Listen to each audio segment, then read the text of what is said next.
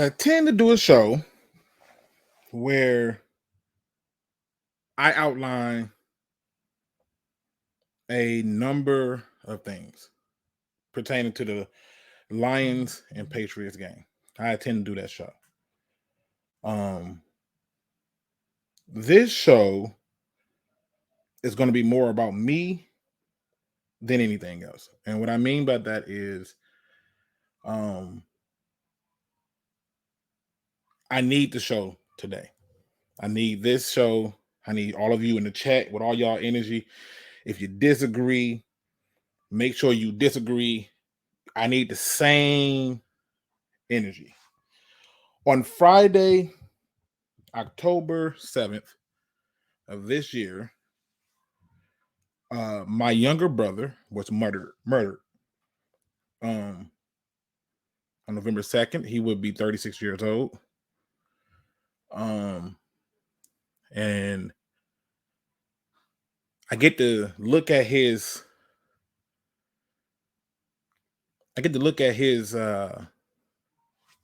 daughter trying to get answers. Okay.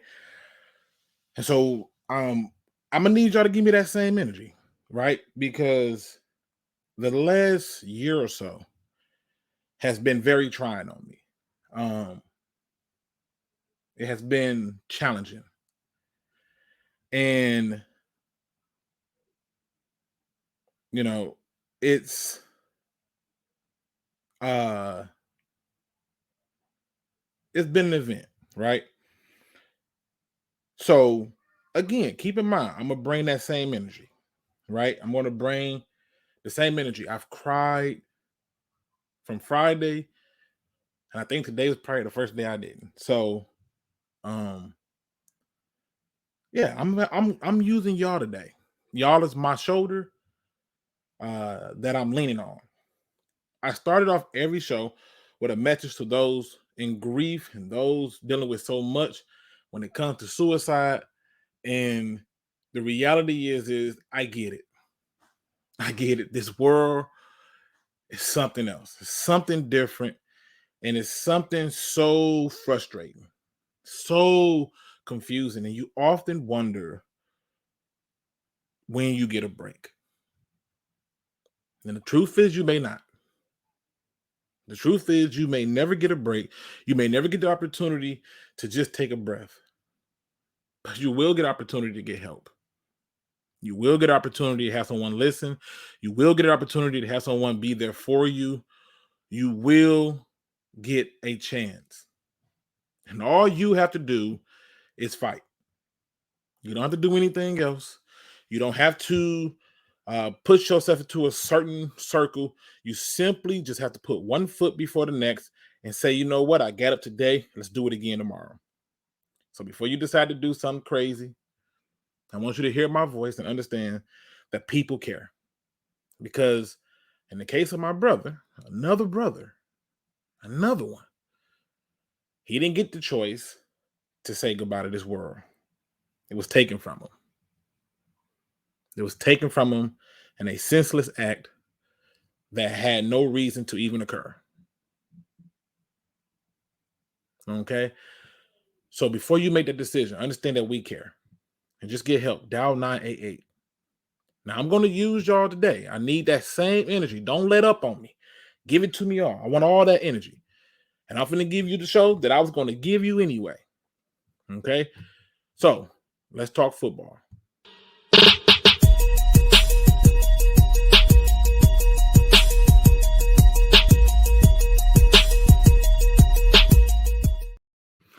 What's going on, Pride Nation? We back at it again. Obviously, I'm a few days late on the recap of the Lions versus Patriots, and I got a lot of opinions and views that go along with this game.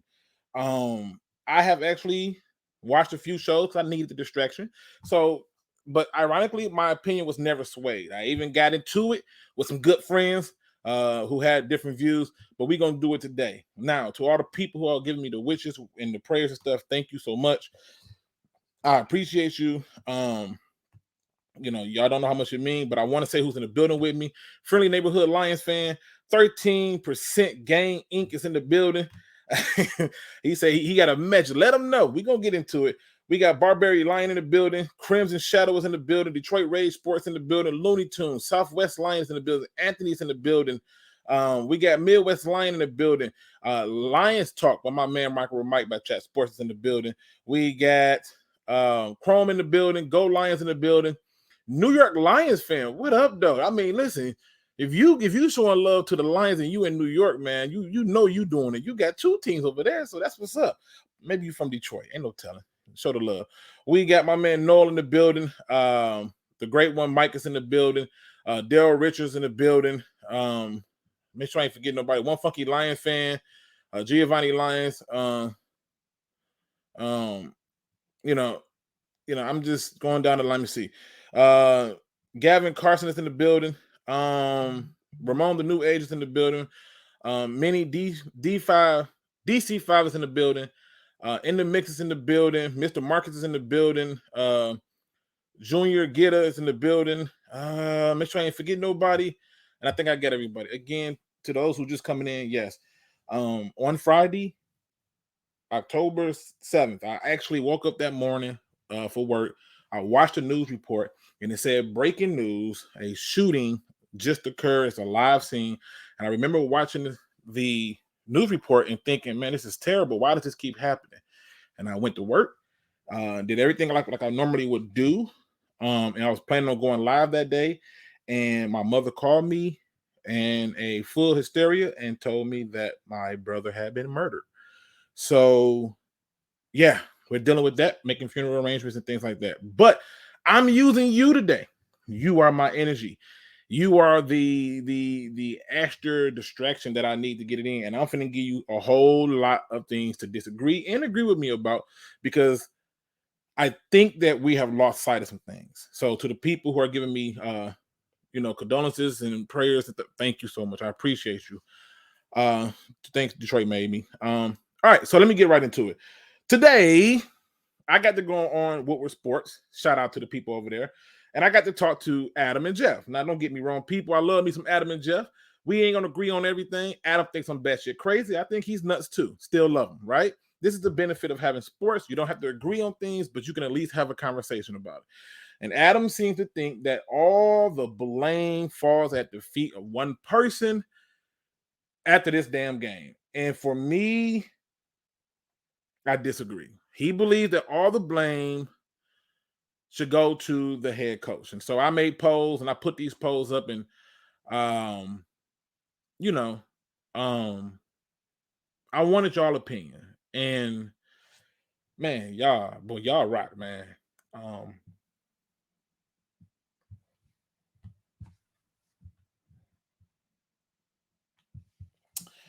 Yeah, so appreciate y'all, man. So here's what I think. I'm going to give you my assessment of what happened in the last game against the Patriots.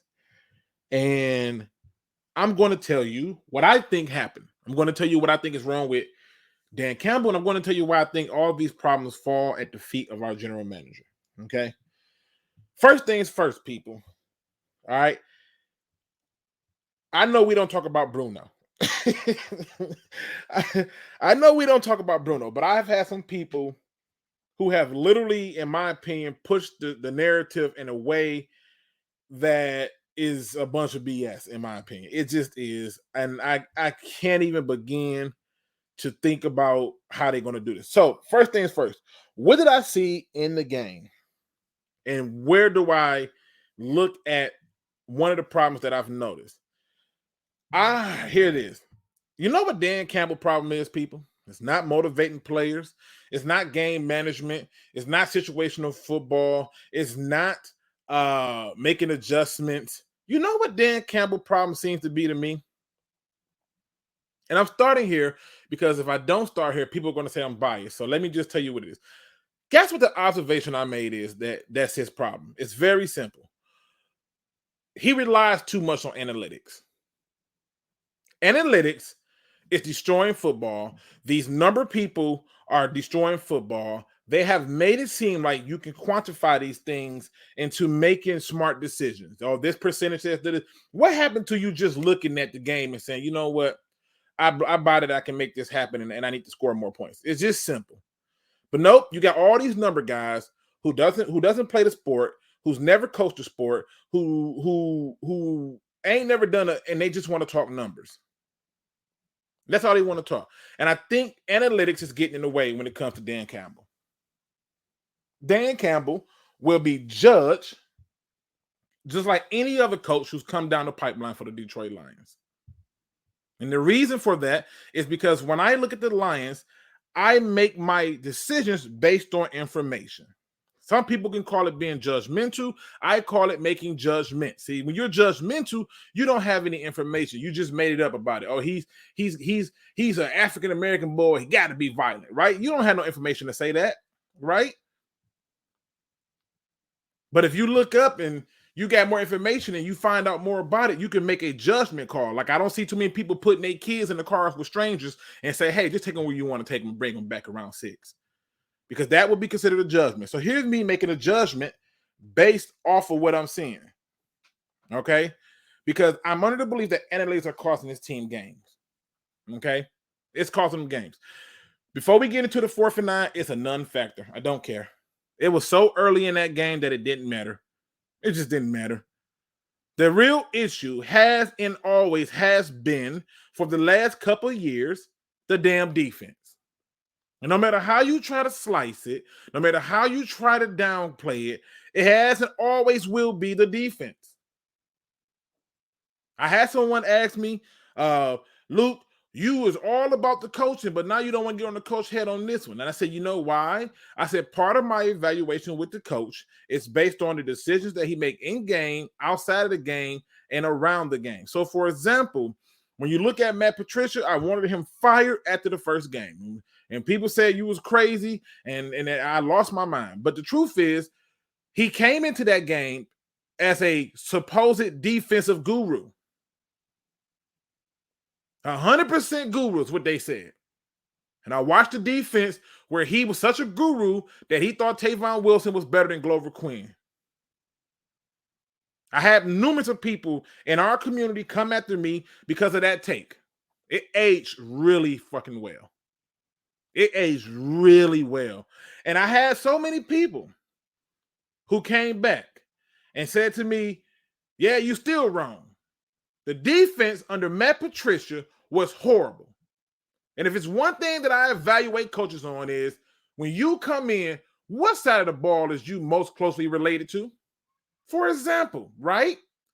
When you go out and you get somebody like, I don't know, say Sean McVay, an offensive guy, I expect for your offense to perform. Shame on me. When you look at Bill Belichick, his defenses perform. And when you look at Dan Campbell, well, I be damned. He's the offensive side of the guy, and the offense performed. But Luke, they didn't score a singular point against the Patriots because they were relying too much on analytics. He second-guessed himself from the previous game into this one, trying to make a right from the previous game to this one. But that's not the biggest problem with this team. Everybody gets one bad game. Hell, the Packers just lost to the Giants. And the end of it all is this. We can't use no more excuses. We can't talk about it and say, oh, this comes down to looking at just plain simple coaching. He's a meathead. He doesn't know. That's BS. It's the same group of people who said over and over, this is a long rebuild. Now they want him fired. What happened? They changed the stance on that. They changed the stance when they said you got to keep Patricia for 3 years. But Dan Campbell can't get 3 years. Make it make sense. And Dan Campbell has done more in his 1 year in 4 or 5 games than Matt Patricia did in 3 seasons. But we got to fire him, right? Because that's where the problem lies at. It's the coaching. Then I had to go and do some research. I had to start to look at things a little bit different. And the first thing I happened to notice was, damn, look at the defense. Take a good look at the defense. In 2021, and I need your help in the chat with this one. In 2021, what would you have to say was the absolute worst part of that team? Many of you would probably say defense. And in 2022, what is the absolute worst part of this team? Many of you would probably say defense. But the people who paying attention, who understands how things work, don't jump ship. They don't get panicky because certain things happen. Was it a bad outing by the Lions? Yes. Everybody got outplayed. But you know what? That's what a Hall of Fame coach is supposed to do to a guy in his second year as a head coach. What is he supposed to do? Some of y'all got too caught up in we got to beat Matt Patricia, and Matt Patricia was the afterthought. Dan Campbell was not the thought here. Well, Luke, why are you not going at the Aaron Glenn? What does he have to work with? I'm not being funny. I'm not being facetious. I'm asking a serious question. You look at the defense from 2021. You take off John Pennicini, who retired. You drop off Deshaun Hen, who stayed hurt. In fact, one of the reasons why the defense sucked so bad in 2021 was because of the injuries, and your general manager did what? Got more hurt people. And many of you gave the draft an A because we love receivers here. We love receivers here. And Adam, shout out to Adam at Woodward Sports, Adam likes to point out, him and Jeff likes to point out what other teams did. And when I asked him a blatant question, go player by player down the list for the Giants, he wants to tell me who's out. And this person's not there. And this person didn't do this. But you know what? The Lions got those same problems. Yeah, but they're still achieving. Yeah, but we're not them. They don't have the offense we have. Their defense is not giving up more points than the offense can score at a historical point. Why are we focusing on the head coach when his side of the ball is working and he's doing things to try to fix the defensive side of the ball? But why are you not talking about Aaron Glenn? You ain't talking about him. You gave that man essentially the same damn defense and said change the scheme. And part of it could be that maybe the scheme doesn't work best for this team, right? Maybe it doesn't work best because if you're going to run a 4-2-5, you better have two dog-ass linebackers. And I don't know about y'all, but I don't see two dogs in Ellis Anzalone and Malcolm Rodriguez. Again, these are just my views. And while we can sit there and go, it's a combination of things, that's cool. But if you put it in a pie chart and you break it down, more likely than not, there's a bigger pie piece that goes into the defense. In fact, the defense is so bad that they're setting all kind of records. The first time a team has had the number one offense and the number one worst defense. But we're talking about the head coach. We're talking about it's a coaching issue. Where in the hell is our players winning just in a straight up man-on-man, mano-a-mano whoop ass? Where are they? Where are they? Where's the dogs at? I ain't heard a damn bark yet. You went out and you simply did not address the elephant in the room. You knew you had multiple injuries on that defense when you came into 2022. You knew you came into the season with the sixth most salary cap. And you knew coming into this that you didn't need to move a goddamn place in the draft because every player you want was going to come to you. But we can't talk about Bruno. Fuck that. Not today. I don't care what his Pro Football Focus grade was. I don't want to hear about his pressures. His pressure still is on a defense that is the worst, and he's part of that problem. And before somebody comes in here and tell me that that's not true, I call cap on that. Because guess what? I just watched him get juked by a guy who wasn't Jalen Hurts. And he couldn't even turn and haul ass and hawk him back down and get it. So spare me all the talks about who he went against. Couldn't beat two rookie tackles. And your general manager brought this guy in. Now, that doesn't mean that he's going to be a bad player for his career, but right now he don't look too impressive. But we can't say that. We can't talk about this. We want to praise the 6th round pick, but can't talk about the 2nd overall pick. Not today. Not today. Could we go back to a 3-4? It might help some, maybe. But it's the same guys that's out there. You swapped out Trey Flowers for Aiden Hutchinson. You getting the same production, and we don't want to discuss that. We don't want to discuss. This general manager went and got a safety who I think played a full season once in his entire career. He's hurt again. He got a deep tackle / DN and Pascal, who he knew was coming off some injuries that could come back up. Didn't matter. He took a tight end that don't matter. But look what he hit on. How hard is it, people? I'm not trying to be funny. Look at the Pittsburgh Steelers. Show me where the Pittsburgh Steelers are picking in the top 5. Show me where the Pittsburgh Steelers are picking in the top 10. And even when they get it right. Because it's not that damn hard in most cases. You have to be a full-fledged idiot to just mess it up. And again, all of this happens on defense. People are like, what's wrong with Amani Oruwariye? What's wrong with him? He wasn't getting safety help like the guy that they was trying to build up in Okudah. That's what's wrong with him. But Luke, that's not fair. He getting double teamed 40% of the time. Where I even had a guy tell me that's not how math works, but this is what I told him. If he's getting double teamed 40% of the time, then 60% of the time he's not getting double teamed, right? Right? If he's getting double teamed 40% of the time, then he's not getting double teamed 60% of the time. And he's winning what, 10% of that? Luke, he's leading all rookies in pressure. What pressure? You want me to show you what pressure looks like? Go and look at that game against the Patriots and watch what the Patriots defense did. That's pressure. Go and look at what happened to Matthew Stafford. That's pressure. Go and look at what happened to Aaron Rodgers. That's pressure. Don't tell me that this guy's leading all rookies in pressure. I think George Karlaftis is doing more for the Kansas City Chiefs than Aiden Hutchinson is doing for the Lions. And please, before somebody come in here and get in their emotions about it being a Michigan player, let's just put it out there when we talk about the rookie thing. Because like Sauce Gardner's performing.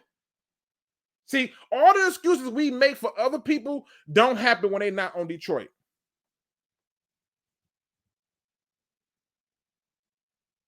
That's not happening with Detroit. When we look at this talk, all I heard was he's going to win Defensive Rookie of the Year. Looks like that's going to go to Devin Lloyd, who you could have taken, who I thought you were going to take with the 12th pick. And what do people do? They double down on it. I had a person send me a message and tell me, see, Luke, Okudah's better than Isaiah Simmons at the 3 games. I can't make this up.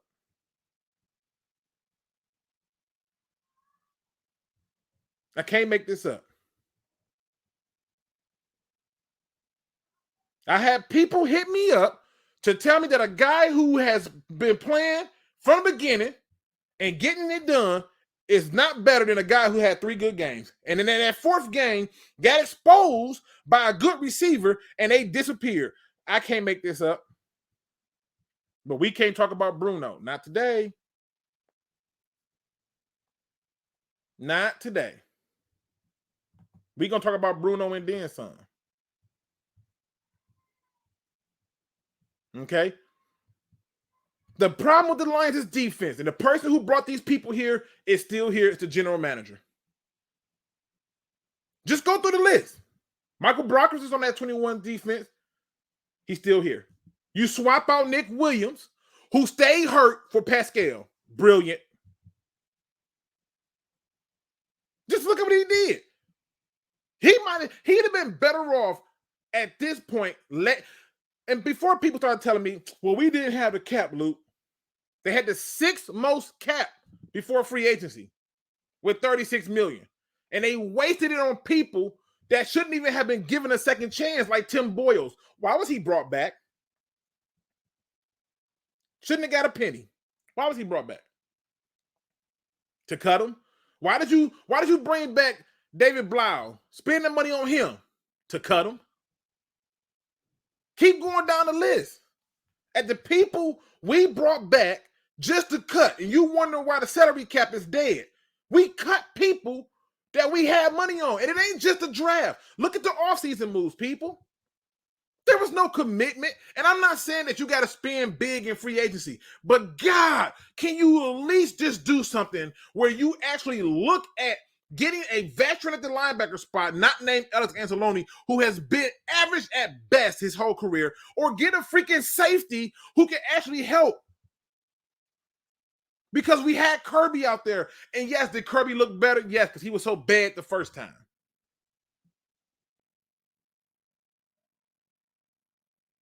Still no Romeo Okwara. But you keep Julian Okwara. You went through multiple kickers in favor of moving on from Patterson because of what? The coaches wanted it? Cool. We put that on the coach. But you're the GM. You get the groceries. They get to cook it. You get to tell them what the cook look like, and that's how it works.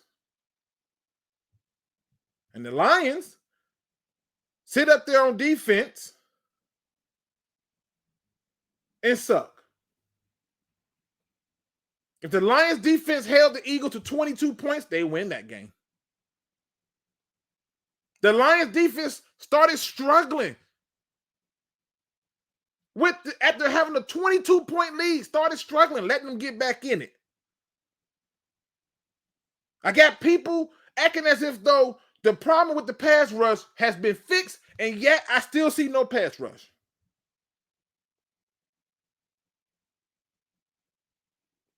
I just don't see no pass rush. And it's one of the positions that we invested a lot of money in. And I've seen a lot of people say stuff like, Luke, would you be happy if the Lions traded a first-round pick for Brian Burns? F no. No, I won't. You've invested enough money in that damn D-line. I need them to start performing. How much more money are you going to invest in the D-line to get this result? Your front seven is non-existent. Your leading tacklers are all in the secondary. Look it up. Look it up. Nobody gets that many tackles without them getting to those people. Look it up.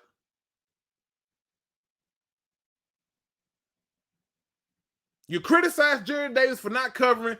Malcolm Rodriguez can't cover. But he's a rookie, Luke. He's in the 6th round. Okay, I hear you. The Lions had a bad game. A really bad game. Top to bottom. Got their ass whooped. The offensive line got their ass whooped. And there's no way you can get the ball to TJ Hockenson because the quarterback is just looking to get hit again.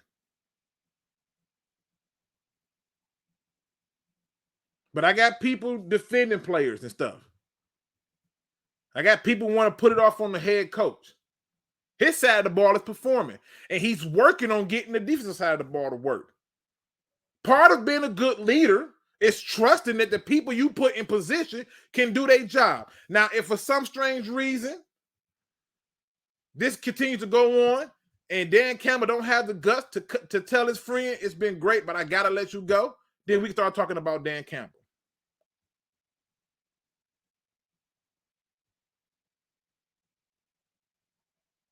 Then we can talk about him.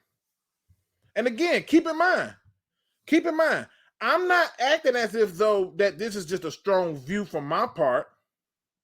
I think Dan Campbell deserves his criticism, especially for relying on analytics too much. But I love how all of a sudden, when the offense don't score, it's Dan Campbell's fault. But when the offense scores, how much of a genius Ben Johnson is.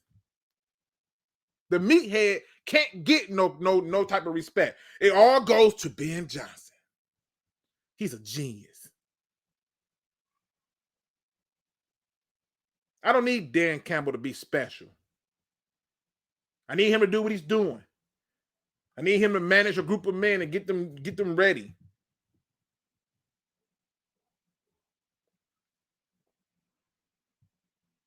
The reality is this. Each one of the games we lost, you can look at the defense and start there. And before somebody says, well, the Patriots game, why do the Lions got to keep scoring 35? I told you it's not sustainable. It's not. Scoring 35 points a game is not sustainable. Scoring 28 a game is not sustainable. The defense had to be able to pull up their big boy britches and do something.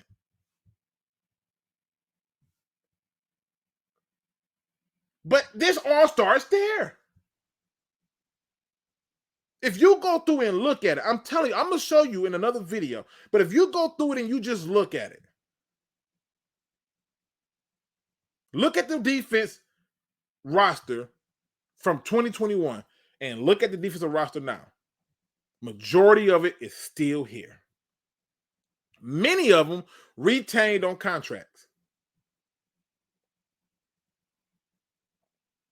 I got people telling me like, Luke, I think it's because of what the coach did. This is why we're not getting the best version of this player, and we're not getting the best version of that player. I'm not seeing that as the problem. I'm seeing guys who are lined up one-on-one with another man, and they're losing. I got people talking about positional value. None of us is caring about, oh, yeah, we got a DN second overall. What we care about is he's not playing well. So to me, positional value goes out the door. It goes out the door. Get the pick right. That linebacker that you passed up on for the receiver who's hurt is probably going to win Defensive Rookie of the Year. And he's very noticeable, and it's having an impact for his team, along with the other rookie linebackers that they added. You had a draft that was designed for defense, and you came out with pieces that have no impact. There ain't a singular player on the Lions defense that you have to game plan for. People be like, oh, Aiden Hutchinson getting double teamed. That's the offensive scheme. They just want to make sure they follow all their pieces. He is not a threat. He was still getting blocked by running backs and tight ends. Stop playing. Malcolm Rodriguez, if I watch this brother overrun one more damn play. But he's a rookie looking from the 6th round. Fine.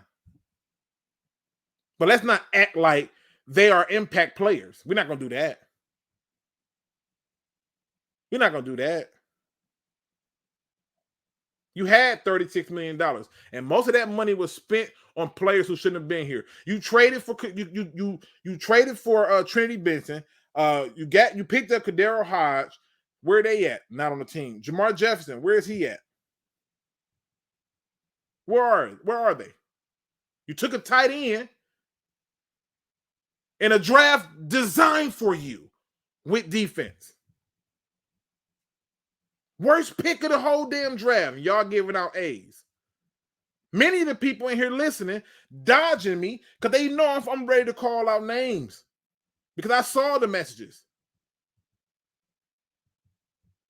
That's another good point. The Jags has allowed the least amount of touchdowns this year, and they spent most of their money in the draft on defense.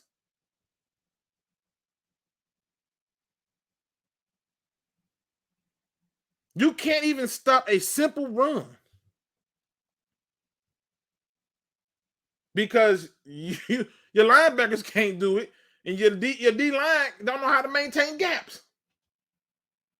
And I got people making up stuff like they're just running up the middle. Aleem McNeil is doing his job. It just doesn't show up that big on the stat sheet. And when he doesn't do his job, I'll point it out. But for the most part, he's been doing his job. The linebackers are not filling. Your safeties are coming up too much. I got people who want to trade for Brian Burns, but ain't talking about Jeremy Chin. You need a damn safety. You need linebackers. You literally told the defensive coordinator, I'm giving you the same thing with a few more pieces. Good luck.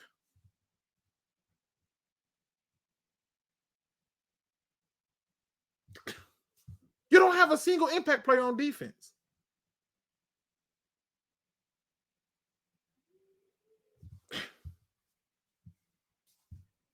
I wish I could make this stuff up. I'm putting it in the chat. Y'all feel free to jump in. You don't have this. The Lions' biggest problem that I would give Dan Campbell, relying on damn analytics too much. The other issue is we underestimated Don Capers being gone.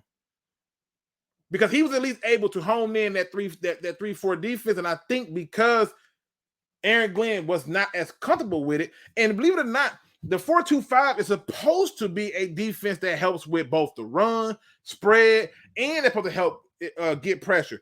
It's not working. It's just not working. But you have a general manager who brought these people in here. They brought them in here. We want to overlook everything else. Like it don't make sense.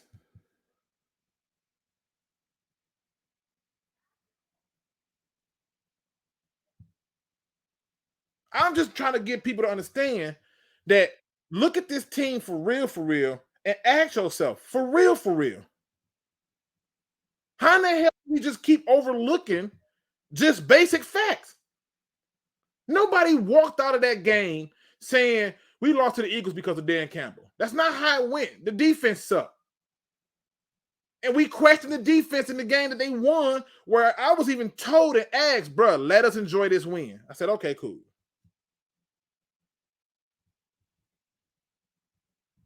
I'm bringing people in because I'm having fun today. I see Adam in the building. Adam wants to talk about the coach. Talk about the coach. When you go through and you look at those other defenses who are performing, they're better because they're healthier. You talk about the Giants, we can go player by player down the Giants. And I'm pretty sure you'll take more of their players than ours. Because our linebackers ain't worth a damn. When you ask the average Lion fan, you take a room of 100 Lion fans and ask them who's the best player on defense, you'll get 100 different answers. Take that same group of Lions fans, 100 of them, and ask them who's the best player on the Rams defense, and they all 100 will tell you the same player. We don't have that.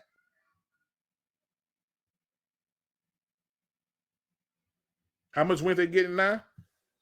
They're going to sneak a few wins off the team they shouldn't beat, but let me get the people in the building. Hold on, let me get this off the screen. I just don't see how we want to keep talking about things that don't line up. Micro Mike is in the building. What's going on, Mike? Hey, man. What's up, man? What's going on, man? Look, obviously, people want to talk about the coach, right? Coach can take his fair share of blame. I think it's because of too many analytics. Fair. But I also think that the biggest problem with this team is defense. And I know that he has to fix it, but we have signed so many people and cut them, just a waste of money that shouldn't even have been re-signed. Like Ellis Anzalone should have been re-signed. It's no way, bro. There is a lot of blame to go around, and definitely Brad Holmes deserves some blame here because we're talking about acquiring talent in free agency, where we did pick up a lot of defensive talent. Not a lot coming from it. Now, some players are doing well, like Deshaun Elliott signing, but Alex Anzalone, really, like we all knew that he's not the guy going forward. But you're happy with, so you are strapped with cap. Okay, so let's go to the draft then and acquire more defensive talent. And you get players like Levi Onwuzurike, who you knew was injured, and you draft him. That was a mistake. Brad Holmes has got to make and correct those mistakes going forward, because that is resulting in our defense playing bad, is when obviously your players are not playing. Sometimes you get freak accidents or freak injuries. That's not thrown into this. We're talking about injuries done to players where they have a history of it in college coming into the NFL, or if you're signing players with an injured history into free agency. So that is an issue. Dan Campbell going for it on every fourth down is an absolute issue. Like, come on, man. You turnover on downs is just like a turnover, fumbling it, or throwing a pick. Not getting first downs on third down by the offense is hurting as well, then forcing your third down. Then I like it, the blame to the players too, not playing all the way. So the blame is everywhere. When you get a 1-4 start, it's a pile of crap. A lot of blame to go around for this football team. But the thing that I look at is I like that he go for it on fourth. Now, when he go for it in certain situations, stuff like that, yes. But I get it. Yeah. I totally get it. No, I get it. Right? But no, I get it. No, I agree with you. Situationally, like I like every once in a while to go for it on fourth, but not every single time. Like it's like, okay, we do got a punter named Jack Box, who's pretty killer. You know what I'm saying?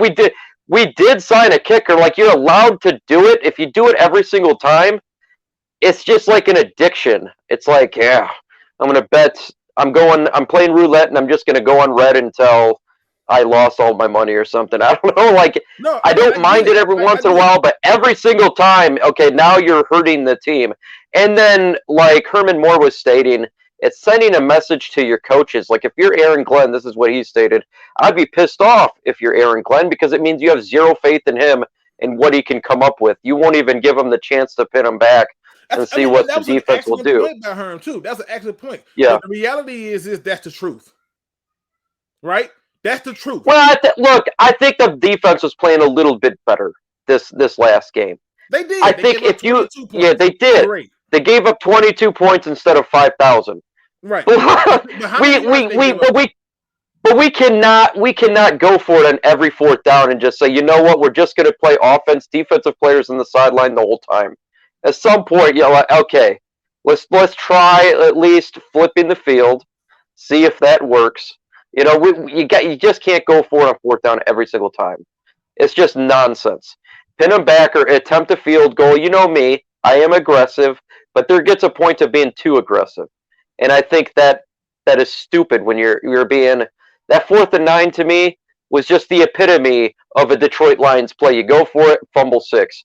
That's like when I seen it happen, I just looked at the screen and I said, "This is a Detroit Lions play. This is exactly what happens." Bad decision, and I think that they have bad things. Now, the man I had a great debate with earlier is joining us.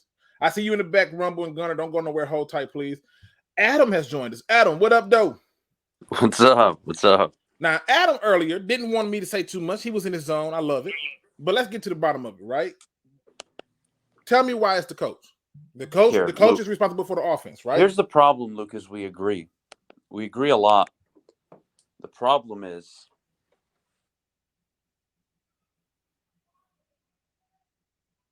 did I lose Adam? The problem is ain't nobody talking, dog. Adam, did I lose? I was like, Adam, I lost you. I don't know what happened. I do not know what happened. Hey man, look, man, trying to get back on, man. Yeah, like I was ready for it, and I hear him now. There you go. He back. Go ahead, Adam. I'm listening. My man. Back, man. Yeah. So let's like go back from day one, okay?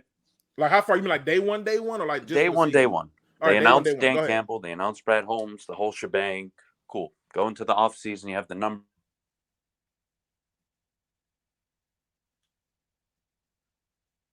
Did I lose Adam again? I think he gone, man. Adam, I'm losing. Adam, what is going on? Tackle, one of the best tackles in all of football. Solidified your offensive line probably for the next 8 to 12 years, depending on how long this kid plays. Knock on wood. 2nd round pick, Levi Onwuzurike. I'm not sure what the fuck is up with his injury history. I really don't get it. But he's not making any progress. Not cool. 2nd round, miss. Aleem McNeil. I would say a decent player. Not everybody's a Pro Bowler, right? Sometimes you just want but starters. He's serviceable. Exactly, yep. Right? So he's a serviceable interior lineman. That's 2 players you've already gotten in one draft. You go to the 3rd round. No, Adam. You got to get into a better spot, man. Yeah, he's in a bad spot. Adam, we losing you again. We losing you. We on 3rd round. Adam. No, what is going on? The interesting part, though, is everybody ripped on the Aleem McNeil pick. Why'd we get Aleem McNeil with Levi and to being the opposite? I didn't understand. I thought my thing with Levi was I was like, I see why they took him. Like he can do something. I said, but I liked the guy from UCLA better. That's on I believe Dallas. I liked him better. Sorry. Adam, I like Christian Barmore, but he's taken her before. Adam. Damn it. All right, let me get Adam a minute. Rumble, you in the building, and Gunner, you are in the building. I'm trying to let Adam come back because I want him to finish his point. I want to have an open conversation about it, and it is what it is. But I think where he was going was he was breaking down the draft. So I'm gonna give him a chance to give his point out and leave it there. But to me, you just haven't brought when you look at okay, it's so many things I could point out that go towards the general manager. Like you had Amon-Ra St. Brown, you re-signed Josh Reynolds, you already had Quintez Cephas, that's 3. You signed DJ Chark, that's 4. Then you go out and draft a receiver who hurt. And then my thing is, it's like you can congratulate the players. Like everyone says, well, you got Amon-Ra St. Brown and Penei Sewell. Yeah, I love it, man. That's great. But we gotta still criticize if you're not getting like that Levi and Uzurike pick. I mean, where is he? Exactly. So blame is deserved. Credit is deserved, and blame is deserved. And I think for Brad Holmes, what he needs to do is say, you know what? I'm not drafting an injured player or a player with an injury history anymore. Mistake made, correct it. I want him to correct it. Again, I'm waiting on Adam to come back. Adam, I really want to hear your view. So, can I ask you a question real quick? Go ahead. Do you trust Brad Holmes in the next draft? Like, do you trust him having another draft, or do you think we should just move on? No, because Gunner, you can stop me when I'm wrong. Didn't I tell you we might need to be a little concerned about Brad Holmes because I said he seems impulsive, and if it wasn't for Dorsey slowing him down, we would have made a lot more dumb decisions. Dorsey's the one running this show. He's the one that's getting it done. He was ready to trade up for Levi Onwuzurike in the first round. He was ready to trade up for Sewell, and Sewell was just coming to him. He was ready to make unnecessary moves that didn't need to be made. And it's not just that. It's not just the draft, because when you go through and you look at the draft, right? Where in the fuck is Iffy? Where is he? So if you give him a Lee McNeil as serviceable, if you give him Penei Sewell as a good hit, how hard was that to do? Seriously. Wake me up when people making picks outside of the top 10 and it don't work. Wake me up then. But then you go. My concern with Brad Holmes is this is what he said. I don't shy away from injured players. But he also said that that's bad. Shy away from it. That you don't take injured players in the first, and he went against that rule. Yeah, you don't take them in the absolute. Like, come on, you got to be able to correct this problem. That's concerning to me because I don't want another draft of injured players. I want to see the players play. All right, let me see if Adam back. Adam, you back? Dang, nabbit. Adam. I'm going to give him a minute. I was going to say, quick, who's injured in college football right now that's going into the draft? That might lead us to our next picks. This is a fair question. Does anybody know if Jordan Battle's injured or Noah Sewell? But listen, let's look at this though, right? Let's look at this draft. Everybody always sneaks and falls in drafts for different reasons. The year that Amon-Ra St. Brown fell, it was a lot of receivers that came out that year. Like it was a record number of receivers that year. Like so in my opinion, he should have been a second round pick. And I always thought he was a dog. So when they got him in the 4th, I jumped for joy. I jumped for joy for Derrick Barnes because I thought they were going to use him as an outside rusher. He's an inside backer at this point, but I get it. But let's go through the list. So you get a lean, serviceable. Amon-Ra St. Brown, I love. Penei Sewell, no-brainer. And Derrick Barnes, we still praying for. Jamar Jefferson, right? Iffy, Levi, So you want to give him 3 out of that one? Fine. I'll give you the 3, right? Then you go to the next draft. You got the 2nd overall pick. Nobody's going to judge you for taking Aiden Hutchinson 2nd overall, right? Nobody's going to judge you, so no-brainer, whatever, right? But wouldn't it be so tragic if that man finished the season with 6 total sacks after having a game with 3? Just seems weird to me, but that's none of my business. Then you go out, you trade up 12 spots when you shouldn't have traded a singular freaking draft pick, in my opinion, because you had 5 picks in the top 97. You could have came out with 4 starters, and you could have had one at each level on the defense, because the biggest problem with this team was what? Defense. Here's my beef. I don't know. I would have traded for Devin Lloyd. I would have been fine with I that. thought they was going to take Devin Lloyd when they got to 12, but that's another story. I don't think our defense would be as bad if we had him averaging 10 tackles a game. Yeah. My beef is we didn't get any bona fide starters on this defense in these past 2 drafts. Like, Liam, okay, like you said, he's serviceable, but we need some bona fide starters. You mean to tell me that the cornerback from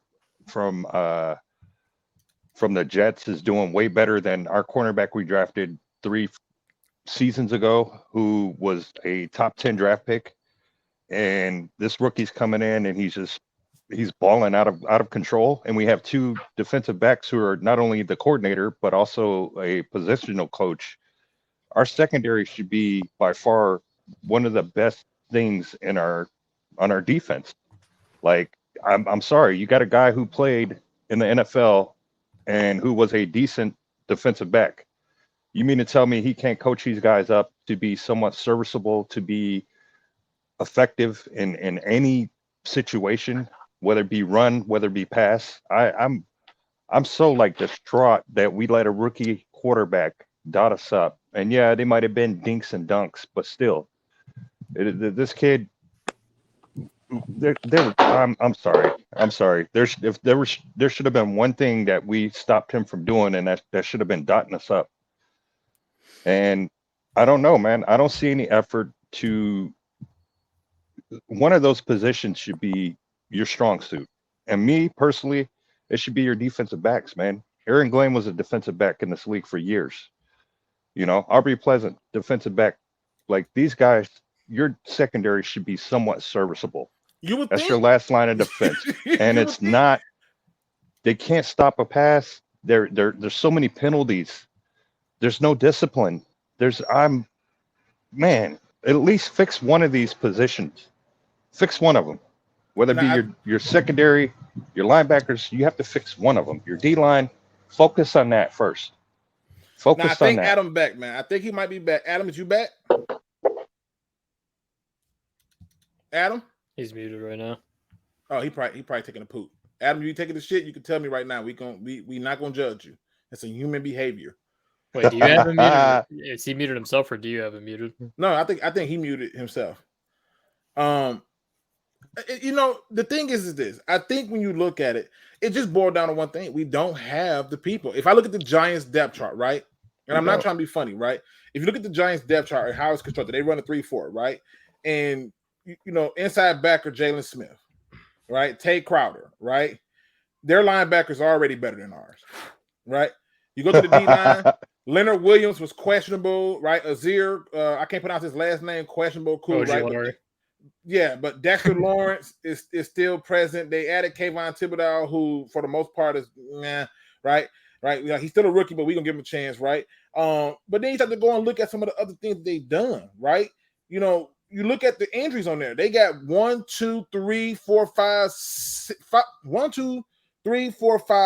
players on IR on defense. 3 players on IR on offense. They got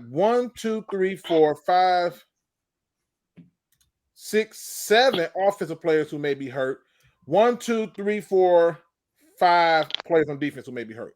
Let's go and look at the Lions shit. I mean, it's really disturbing when you look at it. Because we can't talk about Bruno, so we're gonna leave him off the chart. But let's look at the Lions though, right? We know that the Giants got a better linebacking core, that their front 7 is just better than the Lions. It's just, I don't care what nobody says. It's just better. But when I look at this team, you got Levi IR, Tracy Walker IR.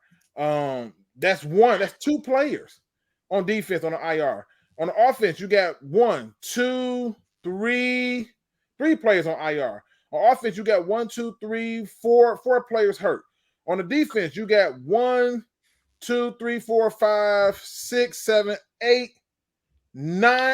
freaking players hurt. And you knew they was hurt. I get it, but excuses are like assholes, and we have a lot of them. I think the Lions should not be 1-4. I think we should have a better record than that, and I think Facts. at least two wins, and I think it's unacceptable to be at 1-4. And I think accountability should be held towards everybody, coaching staff, GM, players. I think this is ridiculous. My expectations was 7 to 8 wins. You got to be able to progress. We're not progressing. We're regressing, specifically on defense. And I understand that we're doing really good on offense, but on third downs, we're cheeks, and we got shut out by the Patriots. Do you think that maybe that Dallas is going to figure out, look what Belichick did? They got a better defense, and they could do the same thing. So it's not good. Got a better defense, period. Oh, they got a better defense. They got a better defense, but they're going to do the same thing of Belichick. I am sure of it. What kills me is this is a shit show. A conversation about talent, right? Is that what I'm understanding, Luke? It's talent, correct? No. It's not talent. It's the people who you're bringing in people who you knew were damaged goods, right? If you ask me to bring you a dozen eggs and all them ones are broke, shit. let's go through his first. Let's just go back to day one. I think I caught off at that point. I don't really remember. Yeah, you gave. I remember well because you was talking about it, and you were on the third round pick. So let me do one thing so we can visually, see where you at. I'm open ears to hearing it. I just think the bigger issue falls with the general manager, and I'm all ears to hearing your view. So here's the problem. Let's go around the league. The floor is yours. Let's go to the Los Angeles Chargers. They've stacked draft classes in back-to-back draft classes, you're able to pull players like Rashawn Slater, Justin Herbert, Tranquil, the linebacker, who was a late-round pick, ends up being a serviceable starter, Derwin James, Joey Bosa, et cetera, right? And all these GMs that are successful, you go to the Bills, the same thing. Brandon Beane, what he was able to accomplish his first few years, gets Josh Allen, Edmonds, goes up, follows it up with more deals, trades for Stephon Diggs. They suddenly become from a 6-10 team to an 11-win team, then 13, then 11 again, and now they're Super Bowl contenders. You look at every GM, and I can show you moves where Brad Holmes has made very similar moves, except one very critical move. He hasn't drafted a quarterback, and he hasn't hired a head coach. Those are two things he has yet to do. And I look at my head coach, and I'm saying, wait, I gave you Penei Sewell last year. I gave you Amon-Ra St. Brown. I gave you Aleem McNeil, who is a serviceable player. I'm not saying he's a stud, but he's serviceable. You can't draft every player to be an all-pro. So I'll take a few starters on my team. And the truth is, Derek Barnes and all these other players that he got you in the first draft, they were all playing significant snaps for the team last year. And then you go into free agency. He's fixing the salary cap. He's doing everything he's supposed to be doing. You go to this year, you have 2 first-round picks. He gets you Aiden Hutchinson, which, again, the most important position in football, getting after the quarterback outside of being a quarterback, right? What's the second up? Makes a phenomenal trade. Doesn't give up much capital to go up 20 spots in the draft. Then you go to the second round. Pascal led the SEC in quarterback pressures, a guy that was absolutely dominant and a vital part of Kentucky really turning around their program. Cool. Pascal, I like it. Cool. Good picks.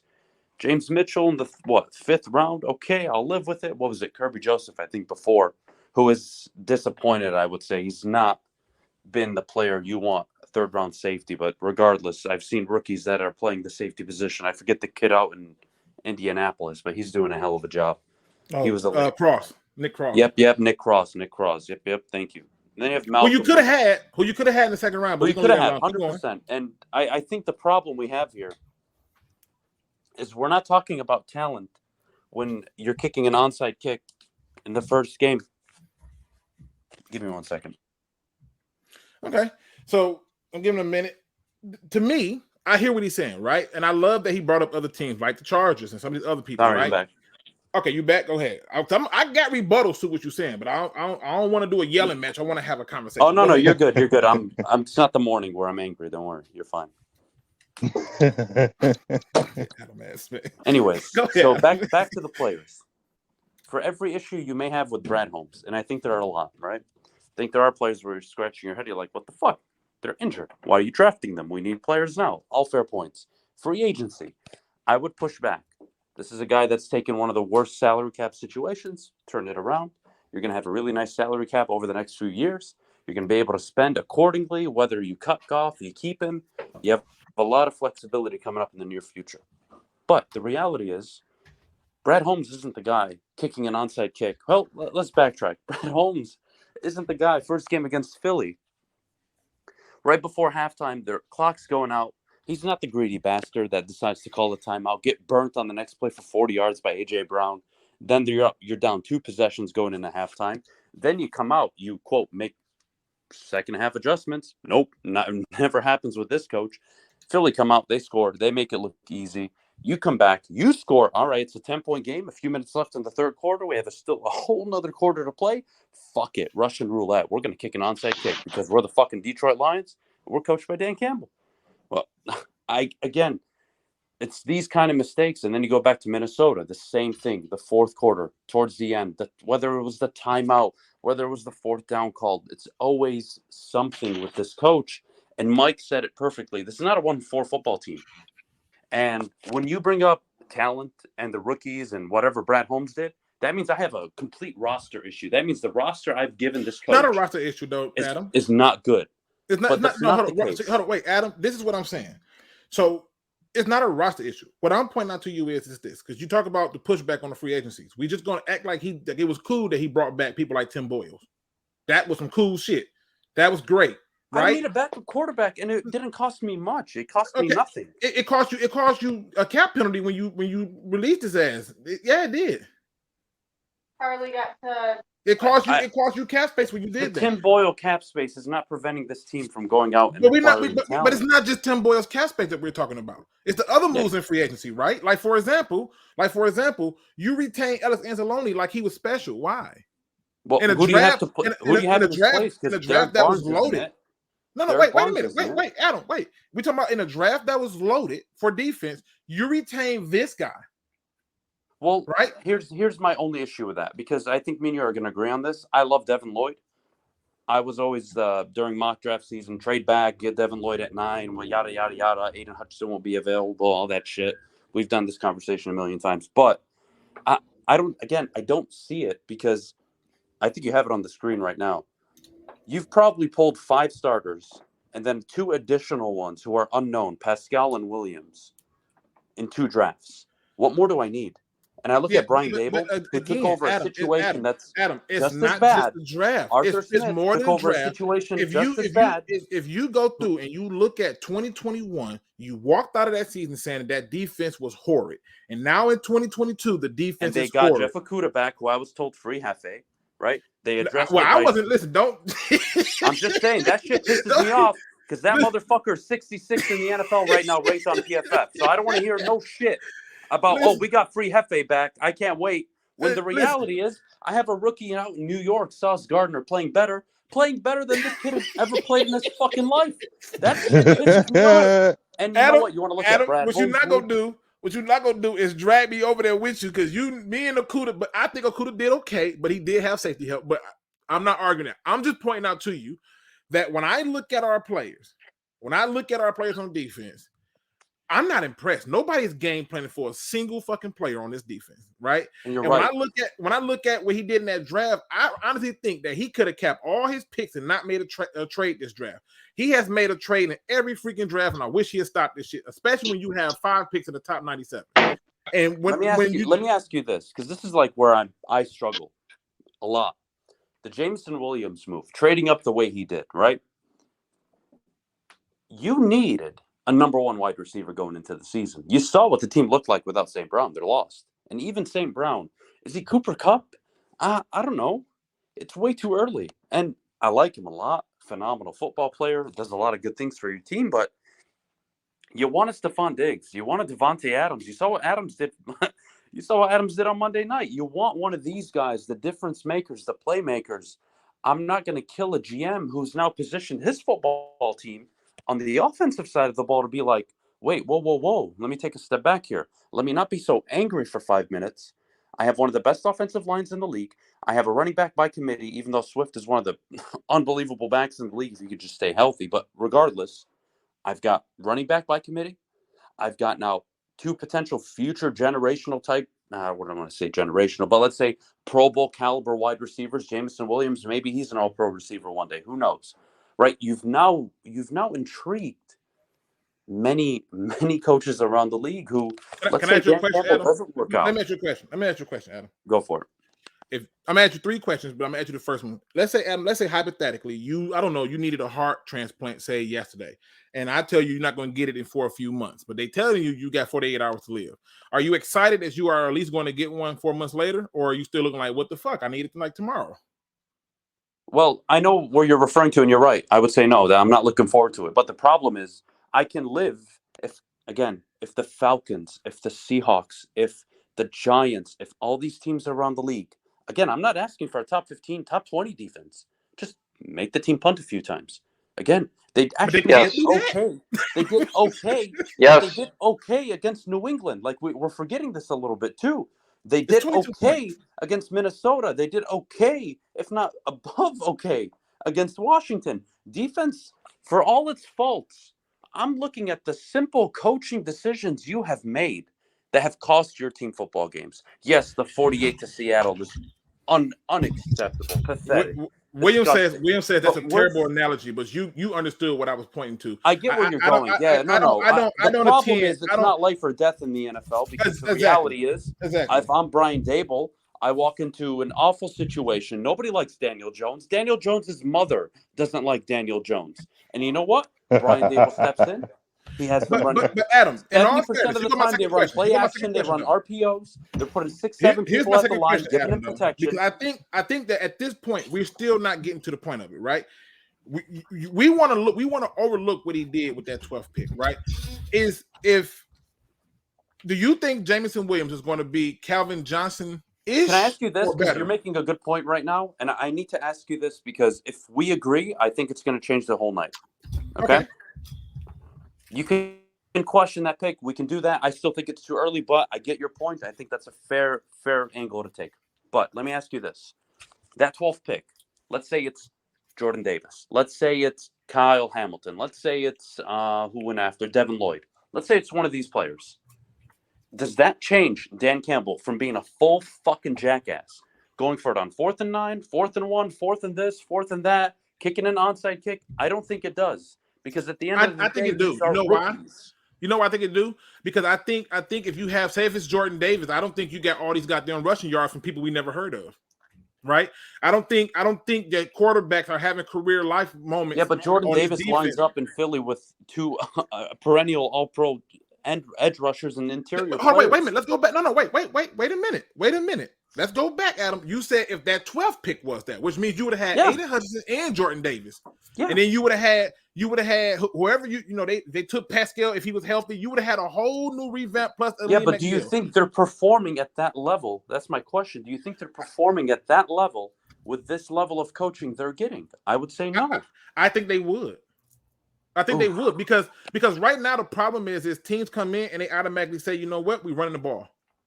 And that's just the reality. They're not afraid to run the ball on us. They're not afraid to throw the ball deep on us. It was 3rd and 16. He scored a touchdown. I mean, we can talk. That's not a culture issue. Yes, it is. Players. He lined up zero blitz on 3rd and 16. I understand that. Lined up the whole team on one side. I understand that, but I can show you. I can show you multiple times where even in that regard, when they called the zero blitz on that, the trick is to maintain gap assignment. They didn't maintain gap assignment. That is coaching. That is dipshits. Look at the film. The players. Hey, you know your assignment. Rookie. I will never play you again if you break outside containment. Come here, Lee McNeil, you fat fuck. Who are you going to bench these people for? I'll bench them for my mother. The point is coaching. Nobody's doing that. You know that's not true. You know that's not true. Yes, it is, because coaching would make a difference. If Bill Belichick was on the sideline on Sunday, the Lions completely stifle the Patriots offense. They don't get a single point. And they probably win 14, 17-3, 14-6, something along those lines. Why? Because Bill Belichick would make sure every detail throughout the week. Listen, Aiden Hutchinson, I swear to God, I'll fucking kill you if you break outside containment. I swear to God, look. That is true. Kirby Joseph, don't do this. Jeff Okuda, all I hear is free Hefe. You walk around Allen Park like you run this bitch. You fucking suck too. Get your shit together. That's facts. That's facts. That would happen. The bootleg doesn't happen 5 times in a row. If that happens, bootleg to the tight end. Bootleg to the tight end. I'm sorry. Like when, but and Adam, I don't let want me to ask be you the this. guy Let me that's ask you this, coming Adam. out week Let me ask you this, Adam. 5. Do you think Jameson Williams Go will be for it. like Calvin Johnson-ish? You think he would have that type of impact? No, I don't know. I can't compare to Calvin Johnson. What I would say is look at Chris What Olave, look at receiver- Garrett Wilson. Do I think Jameson Williams could be as productive, if not more productive, than Olave, Wilson, and what's his face, Drake London? No, I don't want. think No, so. I don't want to do them guys. I want to do people who we know are ballers, right? Like, do you think he can be on Tyreek Hill thing? I think he could be a Diggs. I think he could be a Justin Jefferson. Absolutely. Before that ACL tear, he would have been the first wide receiver taken off. But he did have an ACL tear, though, right? So that's like the problem. But that's a luxury pick at that point, right? And that's why he taking a guy fell, and that's why the Lions found themselves in a position to get him. But the Lions don't have the right when you got the worst defense to take people who are hurt. You took a hurt look receiver. At the NFL. Let's go over the 4 most important positions in the NFL: quarterback, offensive lineman, typically left tackle. Right? You have one of those. You have Penei Sewell. You go to wide receiver because you got to give your quarterback weapons, and then you got to do something which is very important in the NFL, which is get after the quarterback. And Brad Holmes, his philosophy has taken all those into account. He hasn't drafted a quarterback, yes, I understand. But he's got you Penei Sewell. He doubled down on edge rushers with Pascal and Aiden Hutchinson. And then he went out and got a dynamic, explosive wide receiver, which you need in the NFL. A guy that can just Wait, Adam, we got to stop saying that stuff. We got to stop saying he got a dynamic, explosive. That motherfucker ain't played. Why? He ain't played. I understand. We were still scoring points without him. Well, you know what? Why are you mad right now? Wait. Why are you mad right now? Because we got a bunch of people we can't use. And I'm not even mad. We knew he wasn't going to play. We're mad at the moment because this fucking joke of a coach is 1-4. I'm mad. Looks like my goddamn 7-year-old child calling fucking Madden plays on Sundays. Ain't no point of you bringing me there's no point of you bringing me no goddamn flashlight that don't work when I'm in the dark. I don't care. You don't go out and make luxury picks when your defense is this bad. This draft was designed. 5 years ago, it's luxury. 5 years ago, you're 100% right. You can punch me in the face. It's a luxury now. It's not the wide receiver position. Hold on, wait. Adam, answer the question. Are you telling me right now that Jameson Williams is helping the Lions more than, say, I don't know, a fucking Devin Lloyd would be helping right now? No, he's not on the field, obviously. Exactly. But that's not what's holding the team back. What we talking about? But that's not holding the team back. Again, we're holding the team back. He's useless.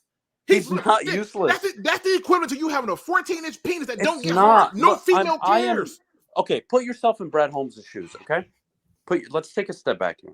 My job is Brad Holmes. If I am Brad Holmes, right, and I make that decision, what I am doing is I am setting up this offense to be a top 10 offense for the next 8 to 10 years. My goodness, the offensive line, the weapons you have, the running back you have, whether it's a rookie quarterback or Jared Goff, you've seen what Jared Goff could do in this offense.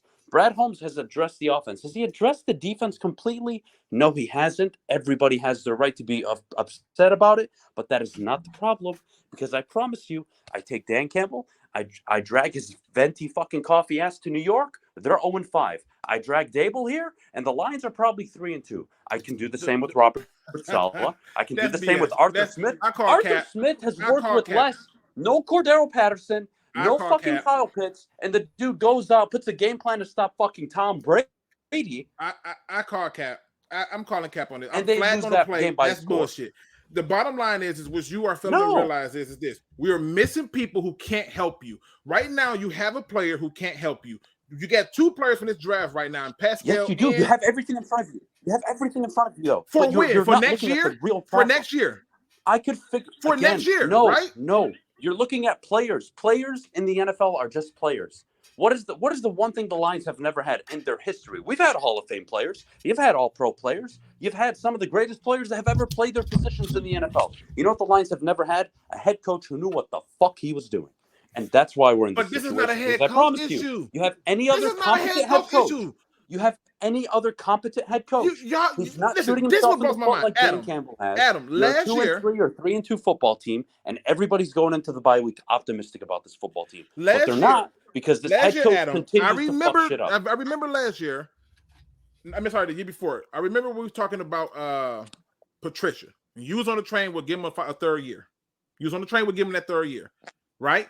And when I wasn't even around, bro. No, you was on the train. You talked about it on a bunch of shows where you was like, "Look, his last year, get him the fuck out of here."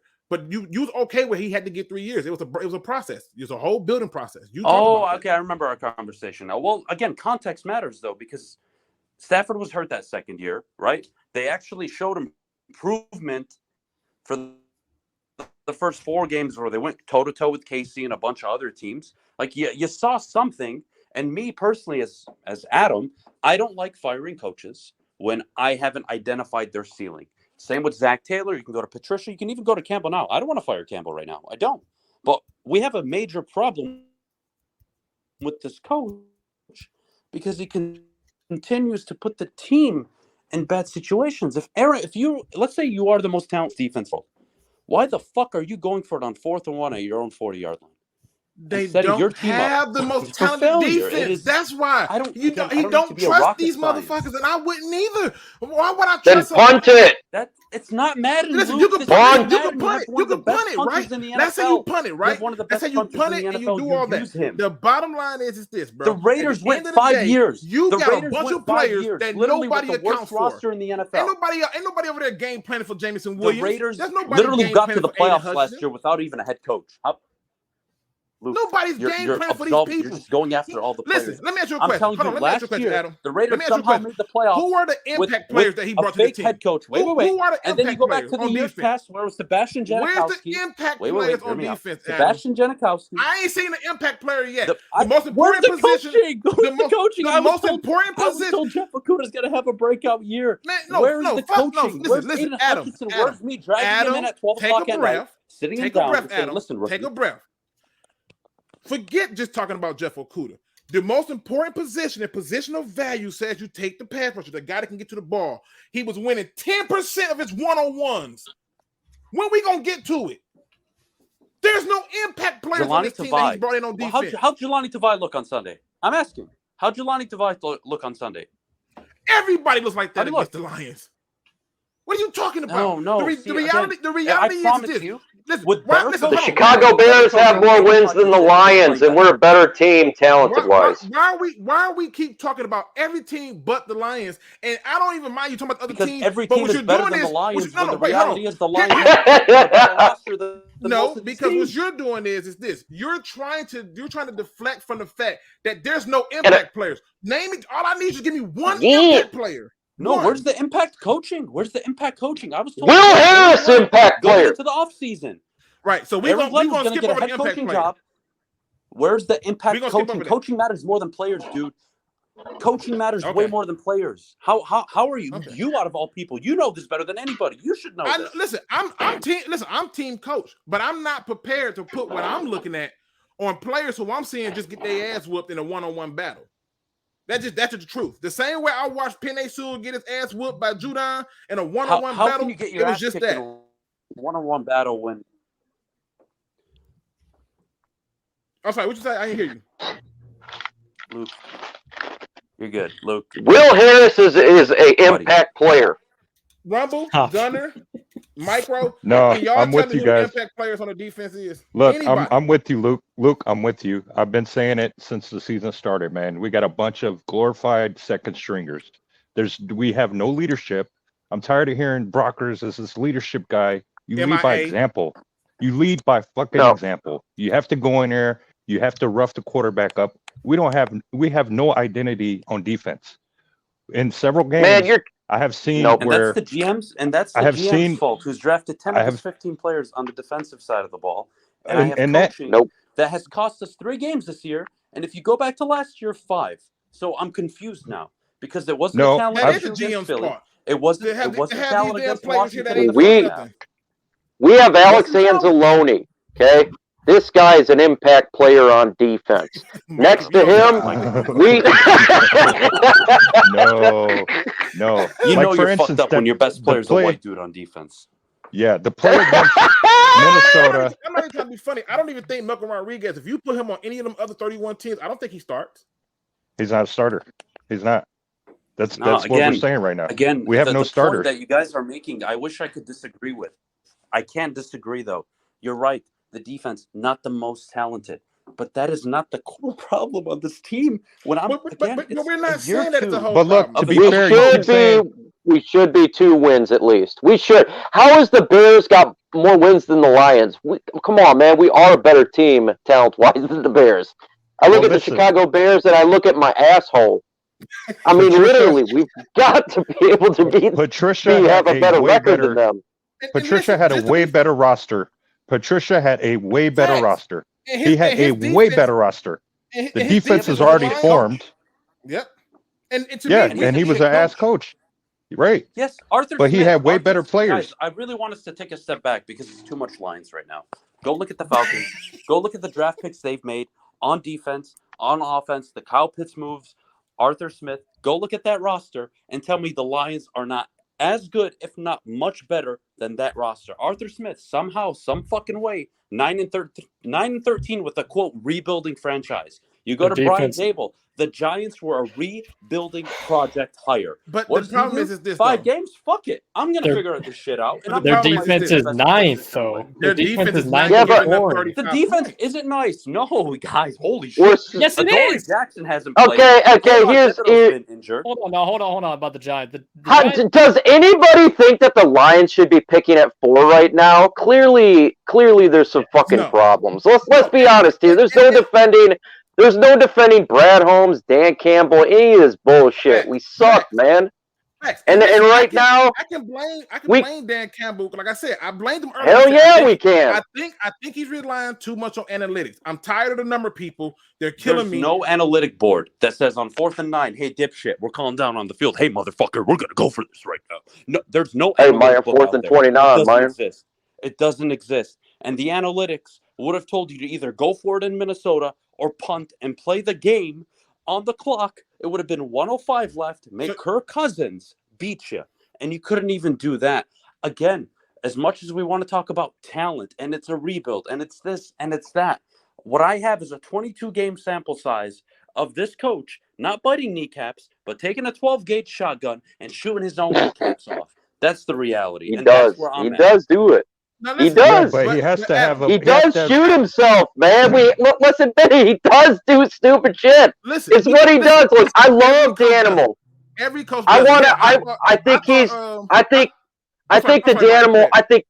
I think the Danimal is awesome. But we are the Lions. We cannot shoot ourselves in the foot intentionally, taking a shotgun, going for it on 4th down, every 4th down. It's 4th and 29. Let's go, man. We're going to get him, man. We got to stop that shit, man.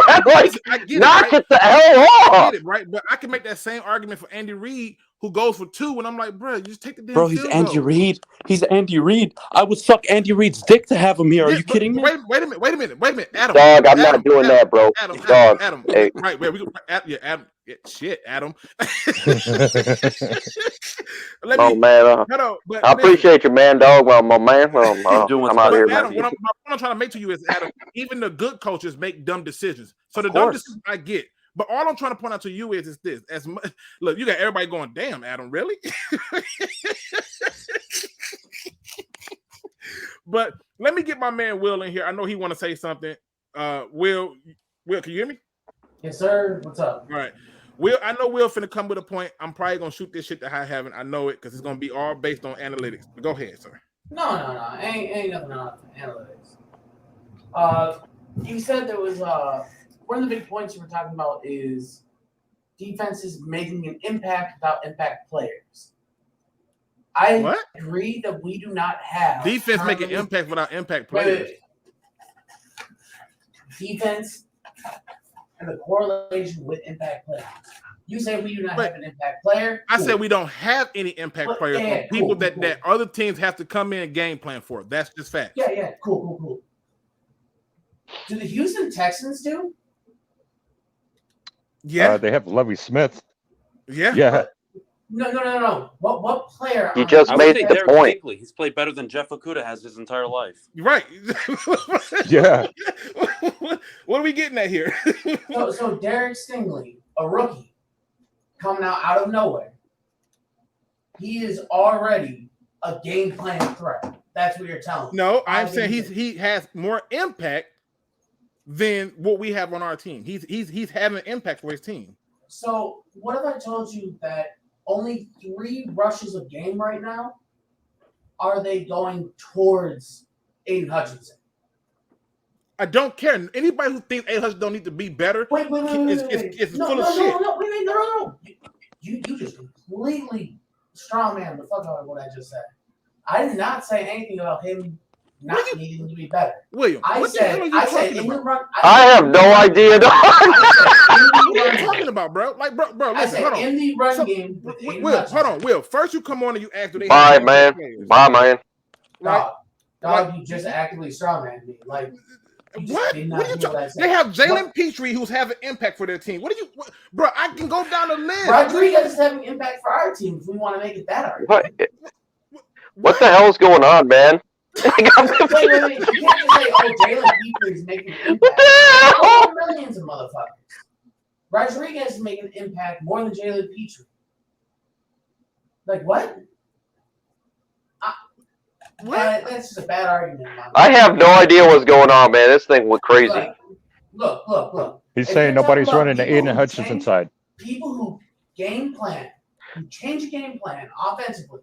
Aiden Hutchinson is physically forcing people to go away from him in the run game. Only 3 runs a game go towards Aiden Hutchinson. Okay, so you're saying that to say what? That he is having an impact. Okay, so you say that to say that, but I say that to say this. Did we bring Aiden Hutchinson in just to be the run stopper, or was he supposed to help with the pass rush that was like dead-ass trash last season? Why are you going away from the point? So we're just going to skip over that part. Perfect, No. got it. Let's go to the next part. No. Let's go to the next part. I don't even know what the point is. Listen, then let's go to the next part. Then on top of that, while we're talking about it, when you're going one-on-one, mano-a-mano, and really quick, shout out to Adam for coming through and indulging us a little bit. Appreciate you, brother. But really quick, one-on-one, he was winning 10% of his battles. Is that good or bad, in your opinion? 10%. The only time I've ever seen that stat with the 10% is included in the chart that shows double teams. That's an overall stat. Like, he's winning 10% while getting double teamed over a third of his rushes. What about the time he's getting washed down the line? What about the time he's not containing edge? I can't. What about the time he runs can't. past the quarterback? Look, what about the time I that love Aiden Hutchinson, but he needs to do better. Like, he does? And this is straight. I absolutely. Guys, you are listening to the words I'm saying, not the. I'm trying, man. I don't know what's going on. You're hearing with feelings, not your ears.